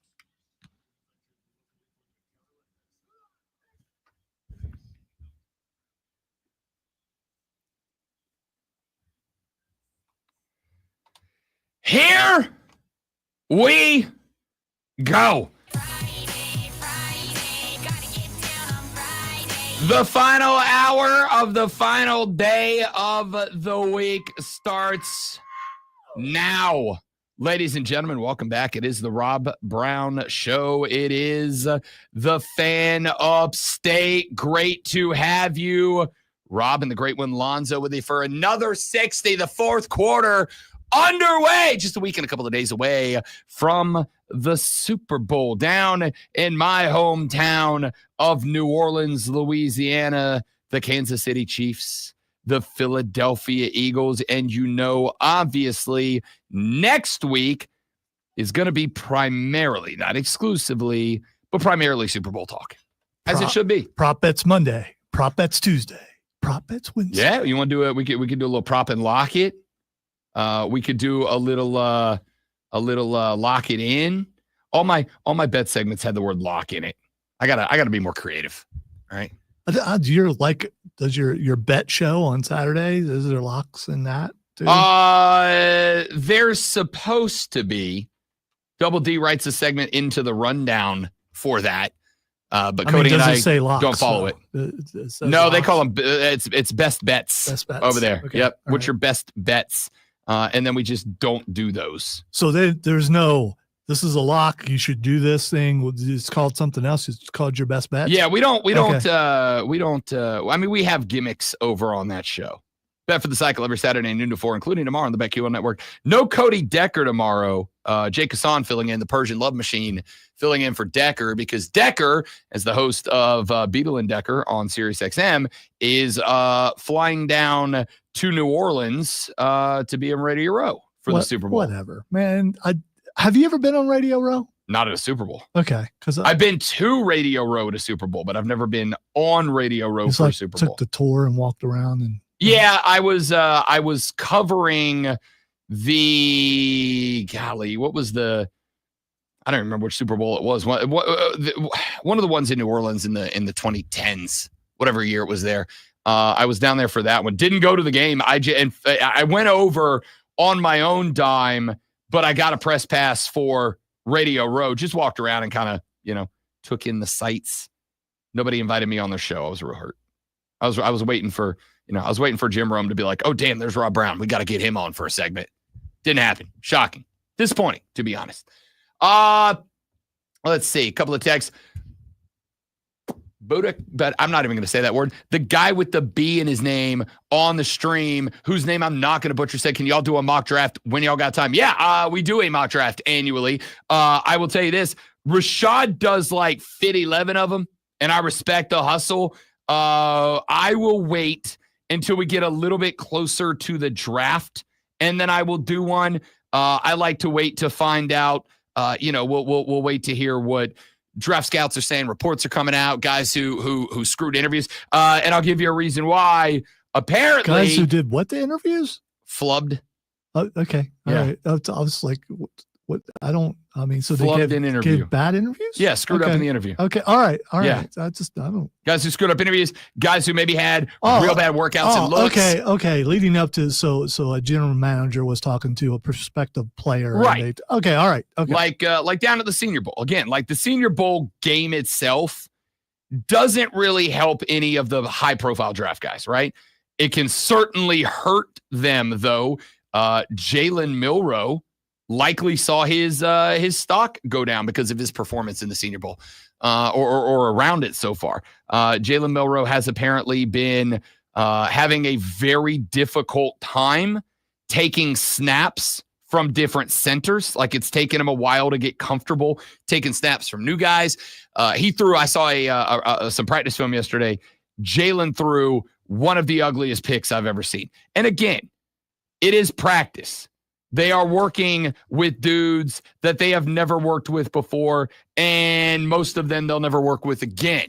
But Jalen Milroe showed up down there and has been the opposite of impressive. Jalen Milroe is one of these cats that is the definition of the Senior Bowl's not going to do a lot to help you, but it will do a lot to hurt you. He is kind of the poster child for that this year. Remember, we talked about Jake Butt a couple of years ago, who played in a meaningless bowl game for Michigan, was expected to be a first-round draft pick at tight end, was the tight end award winner that year, yada, yada, yada, and then tore his ACL in a meaningless bowl game and ended up being drafted, I think like 5th round, probably cost himself a couple dozen $1 million because of that.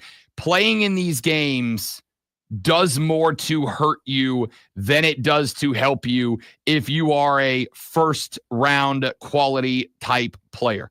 You're not going to go again. And this was kind of what I said to Diesel the other day when he's like, okay, why would Shedeur go to the Shrine game but not play in it, right? Why would he go and not play? Why would you not try to help yourself?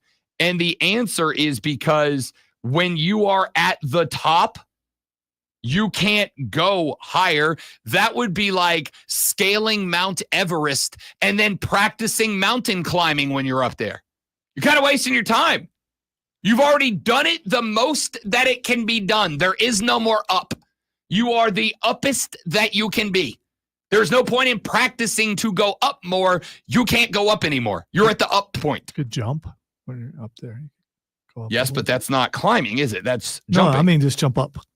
So No, you sure, can sure. go to the height of Mount Everest plus one good leap, and that's as high as you can go. There we go. There's no sense in getting up there and then like practicing scaling a mountain. You've scaled it.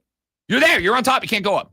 Now, if I'm halfway up Everest, then it might be a good idea to work on my skills at crossing a chasm or whatever, because there's plenty of room to go up further. I got more to do to get up towards the top. But the guys that are at the top, all they can do is fall down. If you get up to the top of Mount Everest, as I'm going to continue this absolutely dumb but absolutely perfect analogy, if you get to the top of Mount Everest and you start practicing and goofing off up there, you know what you are doing? You are increasing the chances that what? That you fall off Mount Everest. And when you're on the top of the mountain and you fall off, you got a long way to go. It's a long way to the bottom if you want to rock and roll. Don't screw around up there. Once you're there, stop. You've made it. You can't go any higher. Get up there, enjoy, celebrate, post your selfie from the top of Mount Everest and move on. That's kind of what a lot of these cats are going to do. So as far as our mock draft goes, I'm going to let these Senior Bowl and Shrine Bowl weeks play out. I'm going to let teams have their meetings with players over the next couple of weeks. I think the combine is important. I don't think the combine holds as much weight as it used to. I think the combine is kind of like the NFL's version of National Signing Day. Like it used to be a massive, important event on the calendar for both teams and fans, right? All right, just a question for you. So if Xavier Worthy hadn't ran the fastest time in the history of the combine, he wouldn't have ended up in Kansas City? I am going to say he probably still would have, not guarantee, but probably still would have, because if you watched college football, you already knew that cat was fast, right? Like, I guess you're getting an idea on how fast, but I actually talked to, I've talked to an NFL scout before. And, I go cover college games, and just about any college game you go cover between big programs, just about any college football game you go cover, there's an NFL scout there watching the game, taking notes, looking at dudes, trying to find those undiscovered gems, because that is where teams win or lose. We talked about the Eagles draft earlier in the day because the Eagles are absolutely killing the draft right now. The Eagles are killing the draft with their top picks for sure. You know where the Eagles are really killing the draft? Day 2, day 3. They're getting guys down there that a year or two later are becoming not just starters, but consequential starters, right? When you get the bottom end of the draft right, that's how your team establishes consistency and longevity. The Chiefs are very much in that group. That's another team that has consistently found guys in the 5th, 6th, 7th round that they develop into studs and they contribute to the team. And you've locked them in for 5 years at a good value, so you're helping your cap space too. By the way, speaking of draft picks, Sky Moore has just been brought off of the injured Saw list. That's a if he's and is practicing. If he's able to go, that's a big bump for Kansas City. Big bump for Kansas City. That is in a pass game the last 2 weeks. That has been certainly not bad, but certainly not what you expect out of that team. To get Sky Moore back, who I got to tell you right now, Sky Moore in the slot under, or Xavier Worthy in the slot under Nuke with the other one, Sky Moore or Hollywood Brown. And Hollywood Brown. And Juju. Yeah. I mean, I got to tell you, the addition of Sky Moore to me effectively frees up everybody else on that wide receiver core. He may not touch a football in the Super Bowl and yet still be the most influential person on the football field. Sincerely. Because if I can put Sky running the zone routes, right? Sit down, find the hole in coverage, sit down and find it. I can run Nuke in the ISO because Sky is pulling a defense towards him. I can run Nuke out wide, and then I can tell Xavier Worthy, like we did back when we played pickup football, get open, I'll find you, which Pat Mahomes can do. That's scary, dude. And then, we mentioned all that without even mentioning Hollywood Brown. And also Jason Kelce. And also Travis Kelce. Yeah, because Jason would be if Jason's not out there playing, catching footballs, the Chiefs are in trouble. If Travis is out there catching footballs, you got a chance. All right, earlier on the show when I said I was going to turn my mic off, I'm doing it now. Goodbye. In fairness, Jason is the superior Kelce. So it's fine. Oh, the hate and vitriol. It's not hate and vitriol. Bring it towards me for making such a mistake. How dare me? I don't care about that. I'm covering you. I love Jason. Oh, Kelce. no, I'm hurt that I made the mistake. No, you should be. That's for a Chiefs guy. That's bad. Well, however, I saw Travis in my head. And that's all that matters. I did say alerts earlier. So, it happens. It happens to the best of us. That is a big pickup for Kansas City, though. If you're a Philly fan, you don't love to hear that. That's not ideal at all. To get a full compliment back, good luck, my dudes. Good luck. All right. We got a lot more I want to get to. Here's what we'll do. 844-326-3663. That's the phone number. 844-FAN-FONE. You can shoot us a text on that same number. 844-326-3663. You can shoot me a tweet at The Rob Brown Show. You can shoot Zoe a tweet at Lonzo on Word. You can tweet everybody up in the station at The Fan Upstate. You can also use the Ray Memorial Hotline, which is available for you. That's real easy. You go grab the Odyssey app, AUDACY. Download it to your phone and register. It is free. You grab the Odyssey app, you search for The Fan Upstate. When you get there, I want you to do 3 things. Number 1, I want you to hit the little heart icon. That is going to make you follow The Fan Upstate. That way, every time you open the Odyssey app, AUDACY, it is going to throw the Fan Upstate right there on your home page. Number 2, actually, there's only 2 things I want you to do because I'm being told the Ray Memorial Hotline is still down, which is massively disappointing. I will not fix it. I will send an email begging someone else to fix it later. I would like to see you fix it because that would be awesome. No, not going to happen. So the first thing I want you to do is download the app and follow The Fan Upstate. The second thing I want you to do is listen to the station for 60 minutes today. And I want you to listen to the station for 60 minutes, not just because I'm a selfish egomaniac who wants the numbers of my own station to inflate. I do. I want you to listen for 60 minutes to the station today for you, Because if you listen to 60 Minutes on the Odyssey app of the Fan Upstate today, once you register, you will be automatically entered into our Slam Dunk in Vegas competition. It is a national competition taking place between all Odyssey sports talk stations. Every one of you who downloads the app, listens to the Fan Upstate for 60 minutes, you are going to be entered into this national competition. If you win this national competition, you are getting a trip for 4 to Las Vegas in the next couple of months. You're getting a trip for 4. That includes your airfare.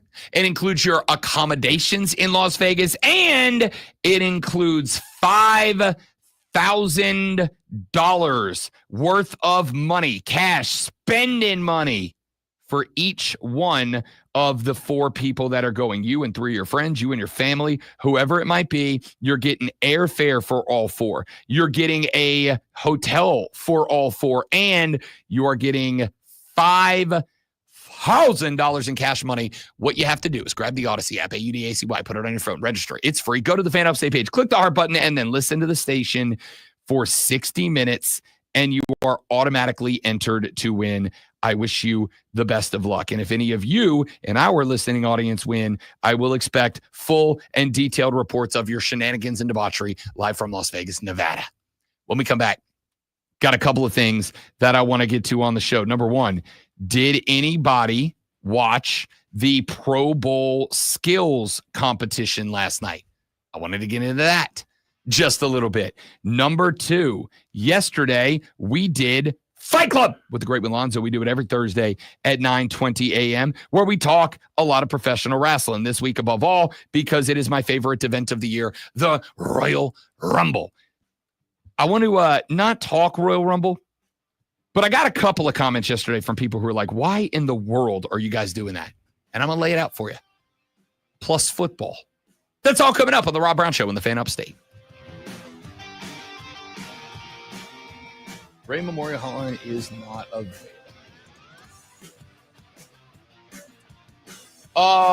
Kane, as far as Jalen Milroe goes, I am lukewarm. I'm not ready to say the guy's going to be a failure.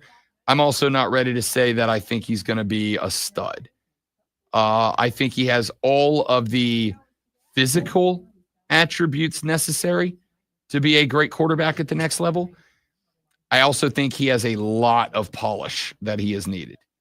And the problem is that not every team is adept at providing the polish that a guy like a Jalen Milroe needs. Some guys need less polish. Jaden Daniels needed less polish. I think, honestly, Caleb Williams needed less polish. Jalen Milroe needs a lot of polish. That's my take. That's my thought. All right, step away for just a minute. Y'all stay right there.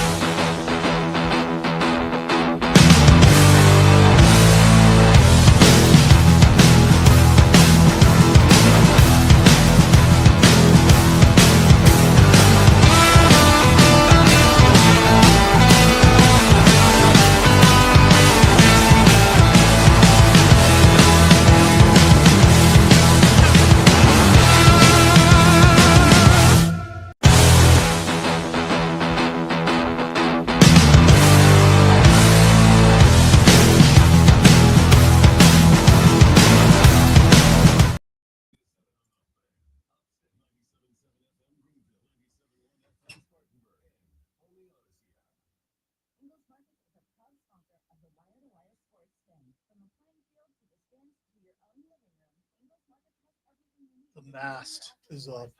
Oh, is it now? Yeah. So who's having problems?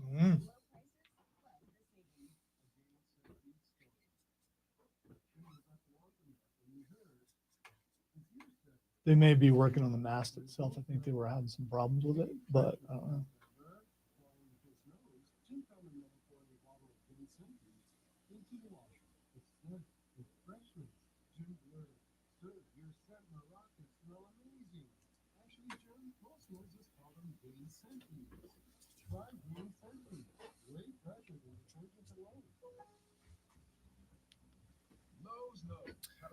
We'll touch a single quarterback in this draft in the first round that isn't Cam Ward or Jackson Dart. That's an interesting name. It's been showing up all over my feed about how well he has looked. Yeah. At Senior Bowl. Which is the biggest knock on Jackson Dart, obviously, is he the product of a Lane Kiffin system or is he good? And I'm going to tell you, I'm actually kind of conflicted on that. I got into it with a Saints fan on Reddit the other day who did a mock draft and had us taking Jackson Dart in the second round. And I'm like, I'm going to tell you straight up, if you're giving up on Spence already, I'm going to be real upset. A lot of Saints fans are. Why are you always fighting on Reddit? Because it's fun. Because I like fighting people. It's my thing. Spencer Rattler had a couple of games to start. In 0 starts, did Spencer Rattler have more than 3 of the starting offensive linemen from week number 1? In, I think, 1 start, did he have all of the starting wide receivers from week 1? That man was working with a not great group of talent. He was working with a practice squad. I'm not over Spencer Rattler as a possible future QB. And there's talk of the Saints potentially trying to trade Derek Carr because that would take like $20 some odd million off the cap if they can get somebody to take over the contract. Which at this point, honestly, you might as well do. We're not competing next year. You might as well start working on the cap situation now. But I would say Cam Ward. I'm also not sold on Shedeur Sanders entirely, to be honest with you. I have the same criticism about Shedeur that I have about Jackson Dart. Was he the beneficiary of being in a very friendly coaching system under his pops? Anybody watch any of the Pro Bowls skill competitions last night? Zoe, you get into it at all? I was not home. And then when I got home, I didn't realize it was Thursday. I was looking forward to watching it on Thursday, but it was actually Thursday, and I thought it was Wednesday. So turns out it wasn't. It was not. It was Thursday the whole time. Who knew? The lady friend texted me yesterday afternoon. She's like, "Can we go on a date tonight? We got a little wine bar we like to go to on Thursday nights. There's a lady there named Evelyn. She's lovely. She plays piano and she plays classical style covers of anything you can imagine. Last night I got her to, and this is true, I filmed it.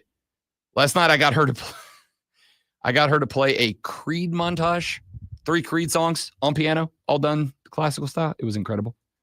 She also played the Jurassic Park theme song, the theme song to the show The Office, and Eye to Eye by Powerline from a Goofy movie. Pretty spectacular night. So by the time I got home last night, I had... It's amazing that she knew all those. Especially the Eye to Eye. She is one of these people that can just look at sheet music and get it right. It's infuriating. Like I asked her because she, at one point while she was playing Creed, she finished up and she looked at me and she's like, "Was I close?" And I'm like, "Ma'am, you nailed it." She's like, "Okay, I've never heard that song before." And I was like, "Okay, first off, how? Like how? Even if you don't like Creed, how'd you avoid Creed? And second off, I really don't like you as a person. Your ability to just look at sheet music and get the song spot on accurate is infuriating." Only musicians would be. I mean, so you are amazed and infuriated yes, at the same time. That is correct. That is correct. That's the reason we go. Praise the talent and be envious because you don't have it. Yeah, no, that's it. That's it. 100% gave the props. More importantly, put money in the tip jar. Tip your local musicians, please. Anyway, by the time that I got home, I didn't forget that it was Thursday. I just forgot that it was on. So I didn't watch it. I did watch some of the recaps this morning, some of the sports shows. I just saw what Joe Burrow did. Yeah. That's pretty amazing. Yeah. These dudes are good. That is something that I absolutely had every intention of watching. But if the lady says, "I would like you to take me out and buy me a bunch of drinks before we go home," the answer is yes every time. 100% of the time, the answer is yes. Yes, I was asked to go grocery shopping, so I did. Hot date, baby. So we went out. We had some wine. I came home. I forgot it was on, and we didn't watch it. I watched some of the recaps today. I like it. I have it recorded. I just didn't watch it. I'm going to go home today, and I'm actually going to watch it on delay because, as I've pointed out a couple of times, watching these athletes get to demonstrate their athleticism, their mastery of their craft, a mastery that makes them stand out above their peers. Now, I know that there's a lot of guys that get elected to the Pro Bowl and then they don't go to the Pro Bowl. That's why Mac Jones was there. With all due respect, Mac Jones actually had a pretty good season. I think we got to give some flowers to Mac. I think we got to give some flowers to Mac Jones and not Mac Jones, Drake May. Not Mac Jones. Mac Jones wasn't invited. Drake May. I was going to say, man, how far down did they have to go to get right? the Mac Jones? Drake May, not Mac Jones. I still got old New England quarterback in my head. Flowers to Drake May, who I was not sold on coming into this year, and turns out he's pretty good. Same with Captain Checkdown Bo Nix, who I'm not going to call that anymore, except when I do. I didn't get to watch it, but good news though.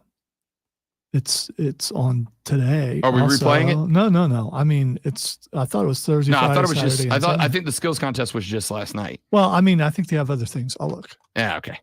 Either way, I will go back, and unlike a lot of other live sporting events, I will watch it recorded because I just appreciate these athletes who have mastered their craft in a way that they stand out amongst the top 1%ers of the athletes on planet Earth at their game. You're right. It was just yesterday and Sunday. Yeah. Got a flag football game on Sunday. Honestly, I'll watch it. Also, the Sunday, punt perfect. A total of 4 players will attempt to place as many punts as possible into a set of buckets placed in the end zone. I know one kicker probably won't be involved in that. The great football race, a relay race consisting of 5 different challenges involving a total of 6 players. See, this is what I thought they were doing last night. And tug of war, which is always fun to watch, and then the flag football game. Yeah, and I'll watch all that. I love it. I think sometimes in the land of sports, I think sometimes, and we talked about this earlier in the week. I'll bring it back up just for this conversation. I think sometimes that, especially those of us who watch a lot of sports, we kind of get to a point where we almost lose appreciation for how talented these guys are, for how freaky athletic these guys are. I think we lose appreciation when they are doing it week after week on our television screens. And on top of that, when they are doing it against other guys who are also the best on planet Earth at this thing, because of the relativity of the situation, I think we kind of lose in appreciation for what these human beings are capable of and the amount of effort that they put in order to not just become masters of their craft, which they obviously are, but to put themselves in the best possible situation to take advantage of those natural talents. Because again, if you sit at home on your couch playing video games and eating Popeye's biscuits all the time and you let yourself become a fatty like me, you might have all the talent in the world. You and Zion. Me? Yes, that's who I was referencing vaguely. Okay. All right. I was just thinking about this. So these are, you know, how you hang out with your guys on the weekend and you guys just go do something sporty and just have fun, like playing basketball or something like that. That's all these guys are doing. Yeah. I mean, they're hanging out with their friends and just goofing off and having a good time, and we get to watch it. Yeah, exactly. I will tell you right now, on the list of favorite things to do for Rob Brown, hit the bar, hit the golf course, hit the court with the boys, and just cut it up is way up at the top, right? It's like hang with my wife, distant third, hang with the boys. And that's the list of things I like to do. These guys are getting a free vacation. They get to hang with their fam, but then they get to go off and goof off with the boys. And oh, by the way, see, when I go out and goof off with the boys and play a little golf, very few of my friends are like in shape or talented. That part was mean. And so when we go hang out, we just end up looking like goofballs. these dudes are all obviously freak professional athletes and very talented at what they do. And so the getting to watch them take advantage of their talents, but in a way that a $700 billion paycheck isn't on the line. They just get to goof off and have some fun. Like it just feels like a cool little mix, right? It just feels like kind of a cool little mix of getting to watch them enjoy themselves, but also we get to have to me anyway, kind of renewed appreciation for just how outlandish their existence is. People like DK Metcalf shouldn't exist. That guy's a freak of nature, right? Like that's the type of dude that if you ever came across him in public, you'd be like, no, that's CGI, right? You're a CGI person. You're not real, but they are. And I think, again, because they play other guys in that same mold, we lose it. We get an opportunity with these Pro Bowl events, I think, to get a renewed sense of appreciation. You ever watched like a movie that you used to love, but then you don't watch it for a very long time, and then you watch it again and you have a renewed sense of appreciation for it, or a song that maybe you haven't heard for a very long time, and then that song comes on and you hear it, a song that used to have a lot of meaning for you, and then you just you wore the vinyl off the record, or you played the CD so many times and it's all scratched up, or you downloaded it to Spotify and you played it so many times that when your Spotify Wrapped came up, it was like, yo, bro, maybe take a break from this, and then you don't listen to it for a while, and then a while later you come back to it and you listen to it and you remember what it was about that song that hooked you so much, that made you fall in love with it. That is the Pro Bowl to me. I get the opportunity to put a fresh set of eyeballs on something that I genuinely love. And because of that, it kind of, for me anyway, annually, it renews it renews why I appreciate this game as much as I do. It reminds me why I appreciate the people who play it as much as I do. And it's just great. All right. When we come back here in a minute, last segment of the show. Yesterday we did Fight Club. And yesterday on Fight Club, we talked obviously about my favorite PLE, Premium Live Event, aka for you old hats, pay-per-view of the year, the Royal Rumble. Got some feedback yesterday. Got a couple of people who were like, Rob, you're in a professional outfit. Why are you talking about wrestling on the show? You know it's fake, right? I got that twice yesterday. You know it's fake, right? Yeah, no, I'm aware. It's scripted. I'm aware. It's predetermined. When we come back, I want to see if maybe, for those of you that don't like it, I want to see if maybe I can explain it in a way that has nothing to do with results in matches. We'll do that when we come back. Rob Alonzo to you, The Rob Brown Show, the Fan Upstate.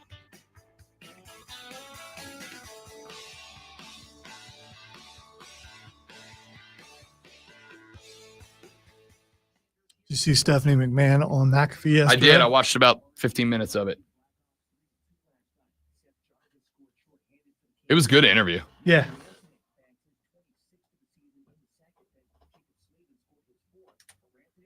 I tuned in when she was talking about Connor's cure. Yeah, me too. That was rough. Yup. I mean, I watched up to that point and a little bit past that. I watched that. I watched when Pat asked her to give her wrestling Mount Rushmore and she wouldn't. I liked her answer when he said, do you think it's fair to break wrestling history up into eras? And she was like, yeah, I don't understand how you wouldn't. Like the reality is of professional sports, this sport probably evolves more than any other. Like it makes sense to have a timeline. I absolutely loved the Raw awkward when she mentioned Hulk and Pat was like, LA booed his ass out of the building and she just kind of tried to keep rolling through it. That was hilarious. I was surprised that, and maybe you missed this. So you watched the part of the interview I didn't watch, and I probably watched the part you didn't.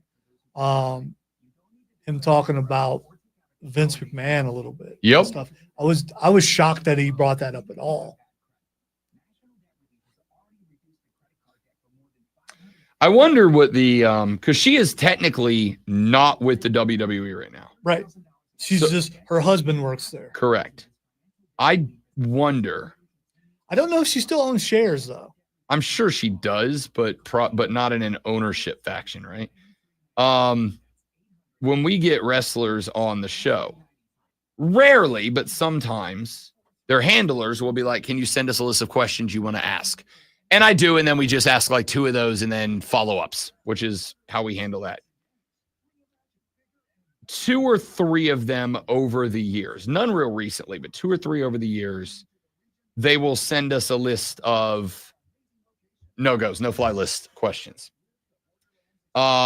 Ordinarily, those questions are pretty much exclusively limited to don't ask this person about their time in another promotion.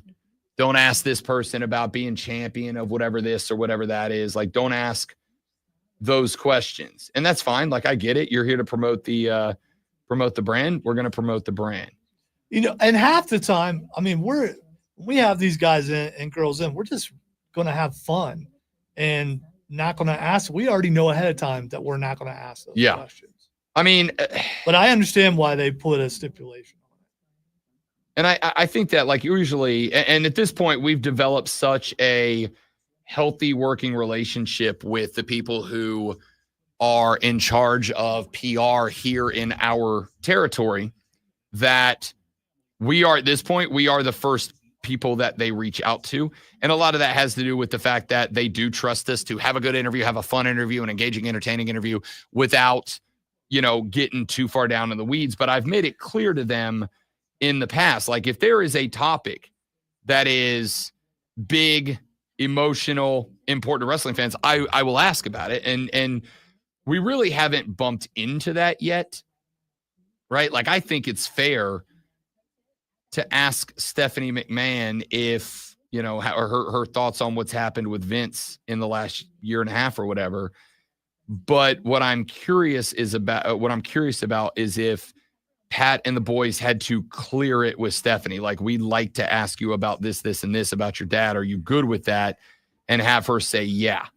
Because I also know that I did get in trouble one time, a very long time ago, for asking if I could ask about a certain thing and asking about that thing, but I asked it in a way that kind of inferred something elsewhere, and they were not happy with me.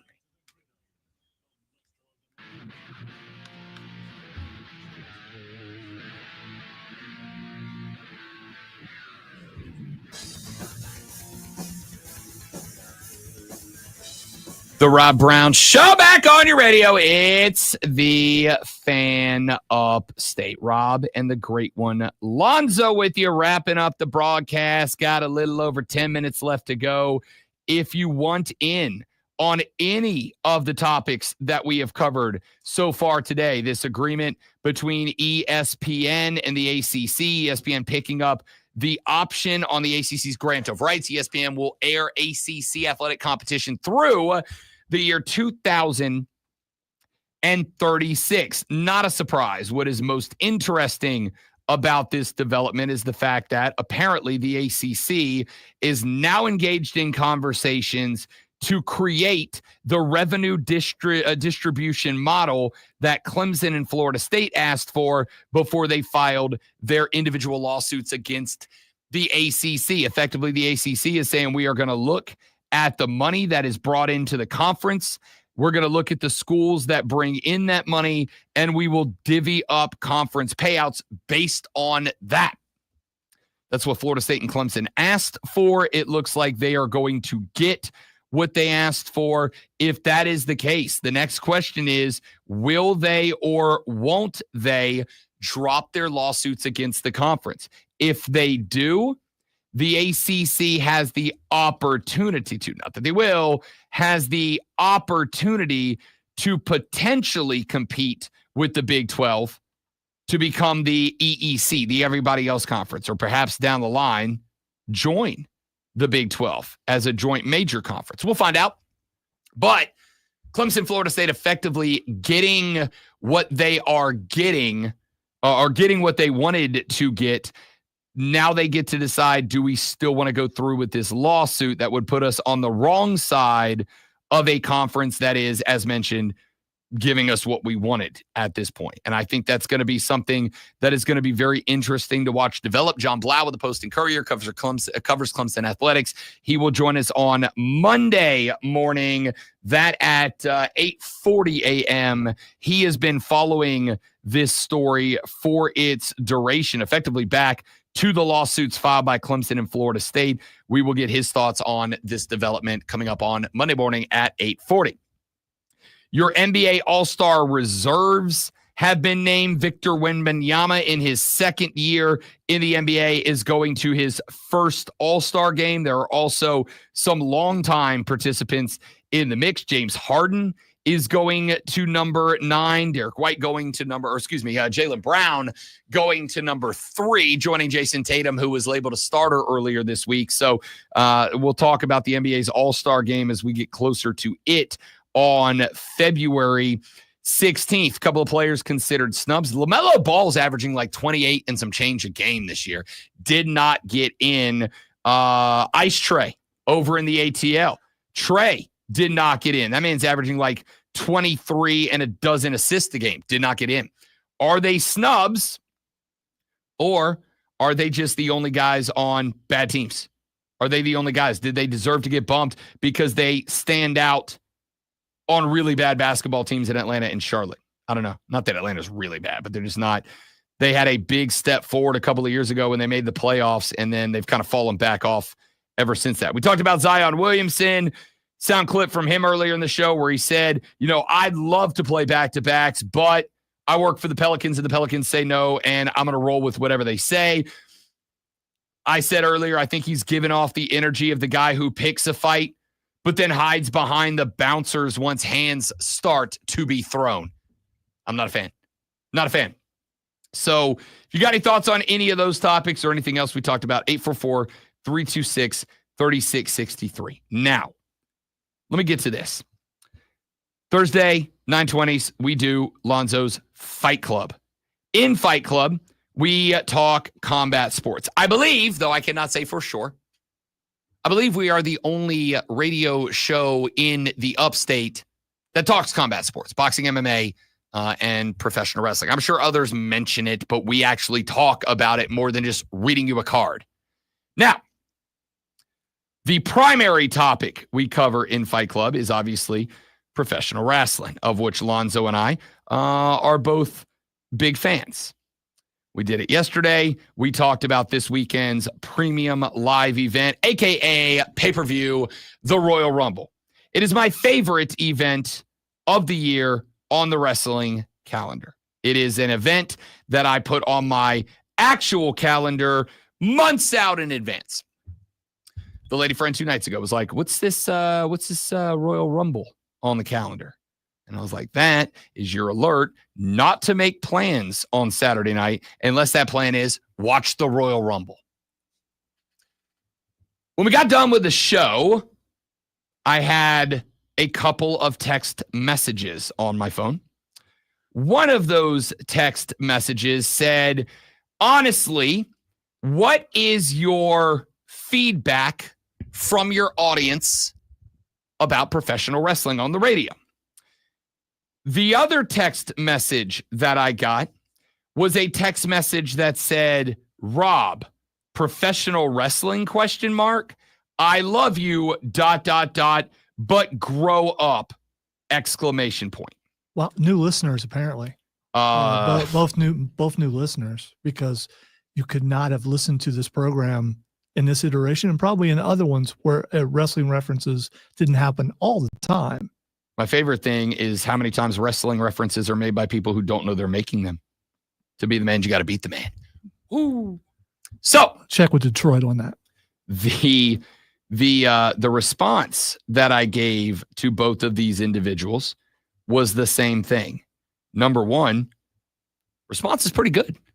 Text line usually, we had, I think if I recall correctly, we had something like within just within Fight Club itself. I didn't check I shut the text line down after Fight Club, but just within the text line, we had something like 23 people giving me their predictions for Royal Rumble winners. Okay. It's pretty good because as you can tell, and this is the other part of the answer that I told people, as you can tell, Lonzo, I don't know off the top of your head. Do you know how much is Netflix paying WWE to own the rights to Monday Night Raw? Isn't it $1 gazillion? Well, it was like 4.5 billion or something like that. That's just that would mean you don't pay that much money for something that doesn't make money.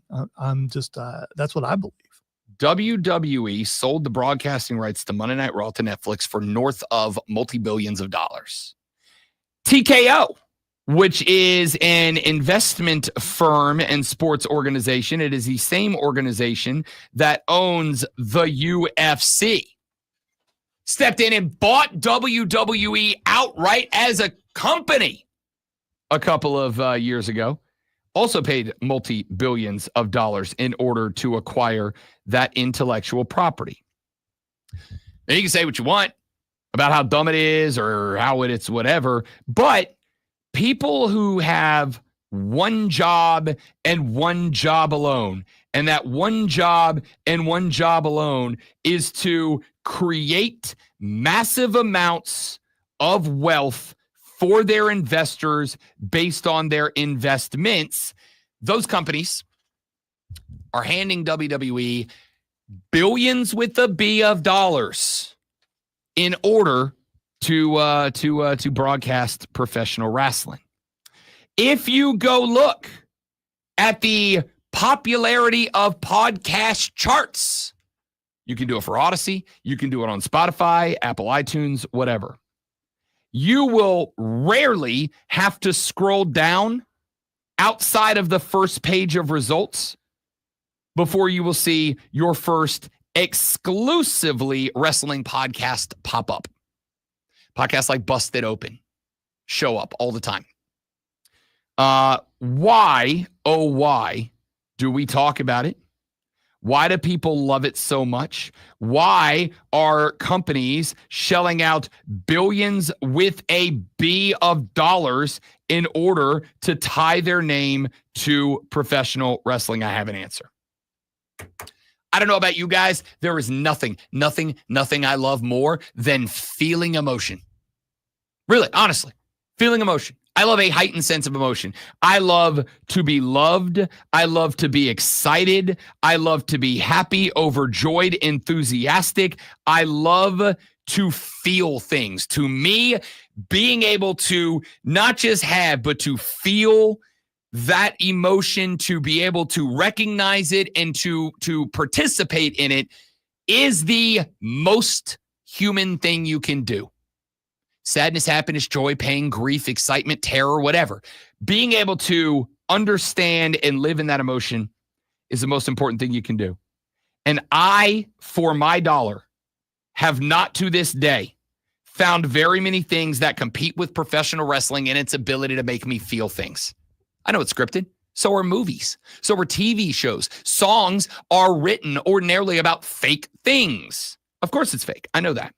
But much like I do when I choose to watch a movie, much like I do when I choose to watch TV, much like I do when I listen to a song, I elect to suspend my disbelief and allow these characters to tell me a story. I do it with James Bond and Indiana Jones movies. I do it with wrestling. And when there are wrestling stories taking place, they make me feel things. When Big E got jumped by the New Day and kicked out of the ring, I was truly devastated. I'm still mad about that. Yep. And a lot of people are. When Edge made his return in the Royal Rumble a handful of years ago, elation like I hadn't felt in a very long time. When Rhea Ripley walks down the ramp, I'll just simply leave it as I feel things. Okay? I love feeling things. Being able to recognize and live in an emotion is the most important thing of all. And wrestling is made to allow you to experience every single human emotion. And it's all bundled up into a 3-hour package. It's incredible. You watch movies to feel things. Dread, horror, comedy, whatever. I watch wrestling for the same reasons. That's it. I like to feel like I'm alive. And now, the Rob Brown Show presents Twitter. Also, really cool stunts. And you non-wrestling people, don't be surprised, but I think you're the minority now. Honestly, at this point, like there was a long period of time post like high school where I put all my wrestling shirts away. You didn't want to you got judged for being a wrestling fan, like publicly and openly. Go to the mall today and walk around. 100% you were going to see. And it's not like only the dirty, smelly dorks like it used to be that wear the wrestling gear. It's just people now. Matthew McConaughey was front seat at Raw the other day talking bleep to Kevin Owens. It was incredible. He didn't get paid to be there either. Nope, he just wanted to be there. Yeah. Watch anytime Raw is in an NFL city, Lonzo, the entire offensive line of that team is there every time. For sure. Every time. It's some, incredible. And some of them get lucky and get to participate in WrestleMania. All right, the first thing that's Xing is Cam Newton.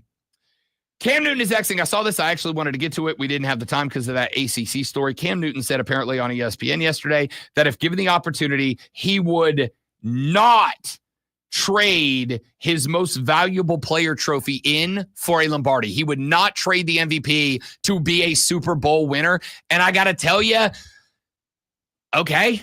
Yeah, I don't believe it. Like, okay. But I mean, that may be how he feels, but I don't believe it.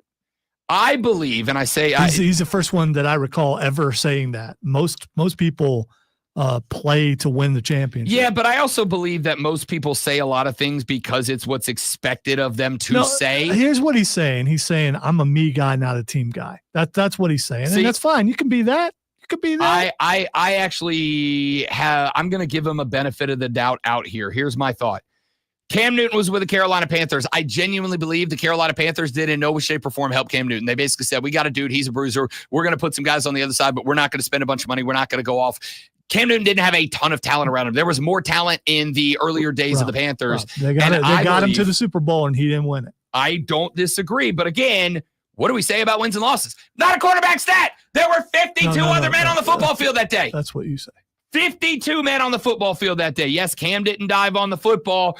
52 men on the football field. I genuinely believe Cam looks at this as the Panthers not only didn't help me out, but, and even though there's a good reason for it, the Panthers have done very little to celebrate Cam Newton after he retired. I think he has a grudge against Carolina and is saying effectively, I wouldn't do that because they would get a Lombardi and I don't want to give them one. And I respect that, to be honest. Well, right now he's saying it appears he's saying anything controversial he can to get his name. Well, also look at his coworker. Yeah, I know. He wants to stay on that show. I mean, and to do that, you got to do some things. All right, the next thing that's here we are talking about him. Yeah, that's true. The next thing is excellent is Stevie Nicks. Stevie Nicks. It's her birthday. No, it's not. It's not her birthday. Fire Aid happened yesterday, which I wasn't aware of, which is a bunch of bands coming together to make money for the LA Fires. For the LA Fires. That's where the Nirvana thing was. Okay, that makes sense. But apparently Stevie Nicks killed it. Of course she did. Because she's what she does. Stevie bleeping Nicks. Yeah. She was in Greenville last year. The wife's a huge Stevie Nicks fan. She's a huge Fleetwood fan. I know. That's why I picked this one instead of huge Stevie Nicks fan. We went and saw her, and I got to be honest, I didn't know what to expect. I'm like, Stevie Nicks is, she ain't exactly in her prime anymore. Bro, I loved it. It was so much fun. She killed it. All right, and the final thing. Maybe. Oh, no, it will be because you'll just want to turn it off. The Paul brothers are Xing. See? You just want to turn it off. They're doing a new I don't care. Nope. Doing a new reality series. Which of course Rob is going to tune into. We're not promoting it. I'm not helping them. I hope both of them try to fly and end up on the surface of the sun. No. Yes. Okay. All right. They're bad people, and I don't like them. Both of them. They're bad people, and I don't like them. You might as well be dancing on the sun. I hope they try to, literally. I don't like them. They're bad people. Hey, what a positive, what a high note to end the show on. Let us go on like a blister. In the sun, let us go on. Y'all have a great weekend. Don't drink and drive. I'll punch you in the face. Enjoy the sports this weekend. We'll be back to talk about them and start up Super Bowl week on Monday. For Zoe, I'm Rob. Have a great weekend. Later.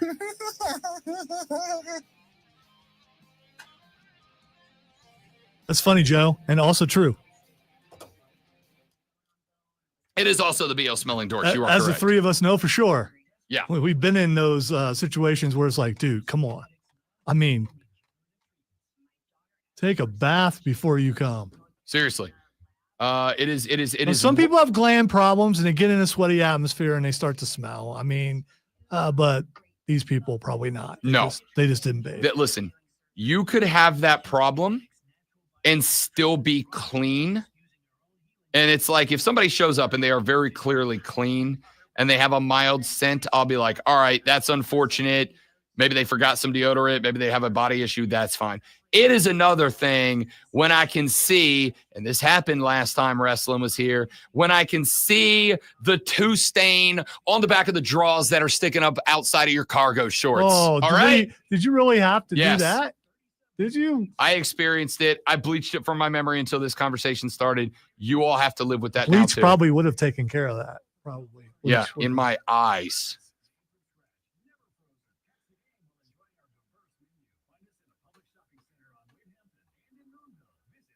Yes, the nothing makes me. I've said this phrase before, and I stand on it.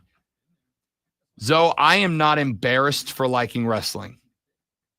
I am embarrassed by other wrestling fans. I love professional wrestling. I've watched it my whole life. I will never stop watching it. I am not embarrassed by that fact because I know that millions and millions and millions of other Americans around the country do the same thing I do every single week. Topanga from Boy Meets World is a big wrestling fan. If Danielle's a wrestling fan, it's okay to be a wrestling fan. By the way, all right? stop limiting it to the United States. It's popular all over Internationally. the world. Yeah. To the point that it was announced earlier this week that France is getting another PLE. And I want you to know I am pumped because that crowd was electrically white hot. I am not afraid of being judged for being a wrestling fan because I love wrestling. I am afraid of saying I'm a wrestling fan and being judged because of other wrestling fans, because some of them are losers, and it's unfortunate. I wish wrestling fans could just be normal. What is normal, though? I mean, we work in radio. What do we know of normal? When I say normal, I mean the routine, necessary elements of being a human. Don't show up unshowered. Don't show up in drawers sticking out your cargo shorts that everybody can see your Skid Row on the back of it. Don't do that. We are the youth gone wild. That's Skid Row, right? I think he's gone wild. Yes. Skid Row. Okay. I said Jason Kelsey earlier. I could have got that wrong too. So I mean, Hey, we're gonna get you through it. Show's over. is it? Yeah, show's It's over. not. It's not over till you hit in stream. Well, then I'm it's gonna- over. Then I'm gonna do that. Thanks for being here. You're all amazing people. Enjoy the Royal Rumble. See you back on Monday. Goodbye. No.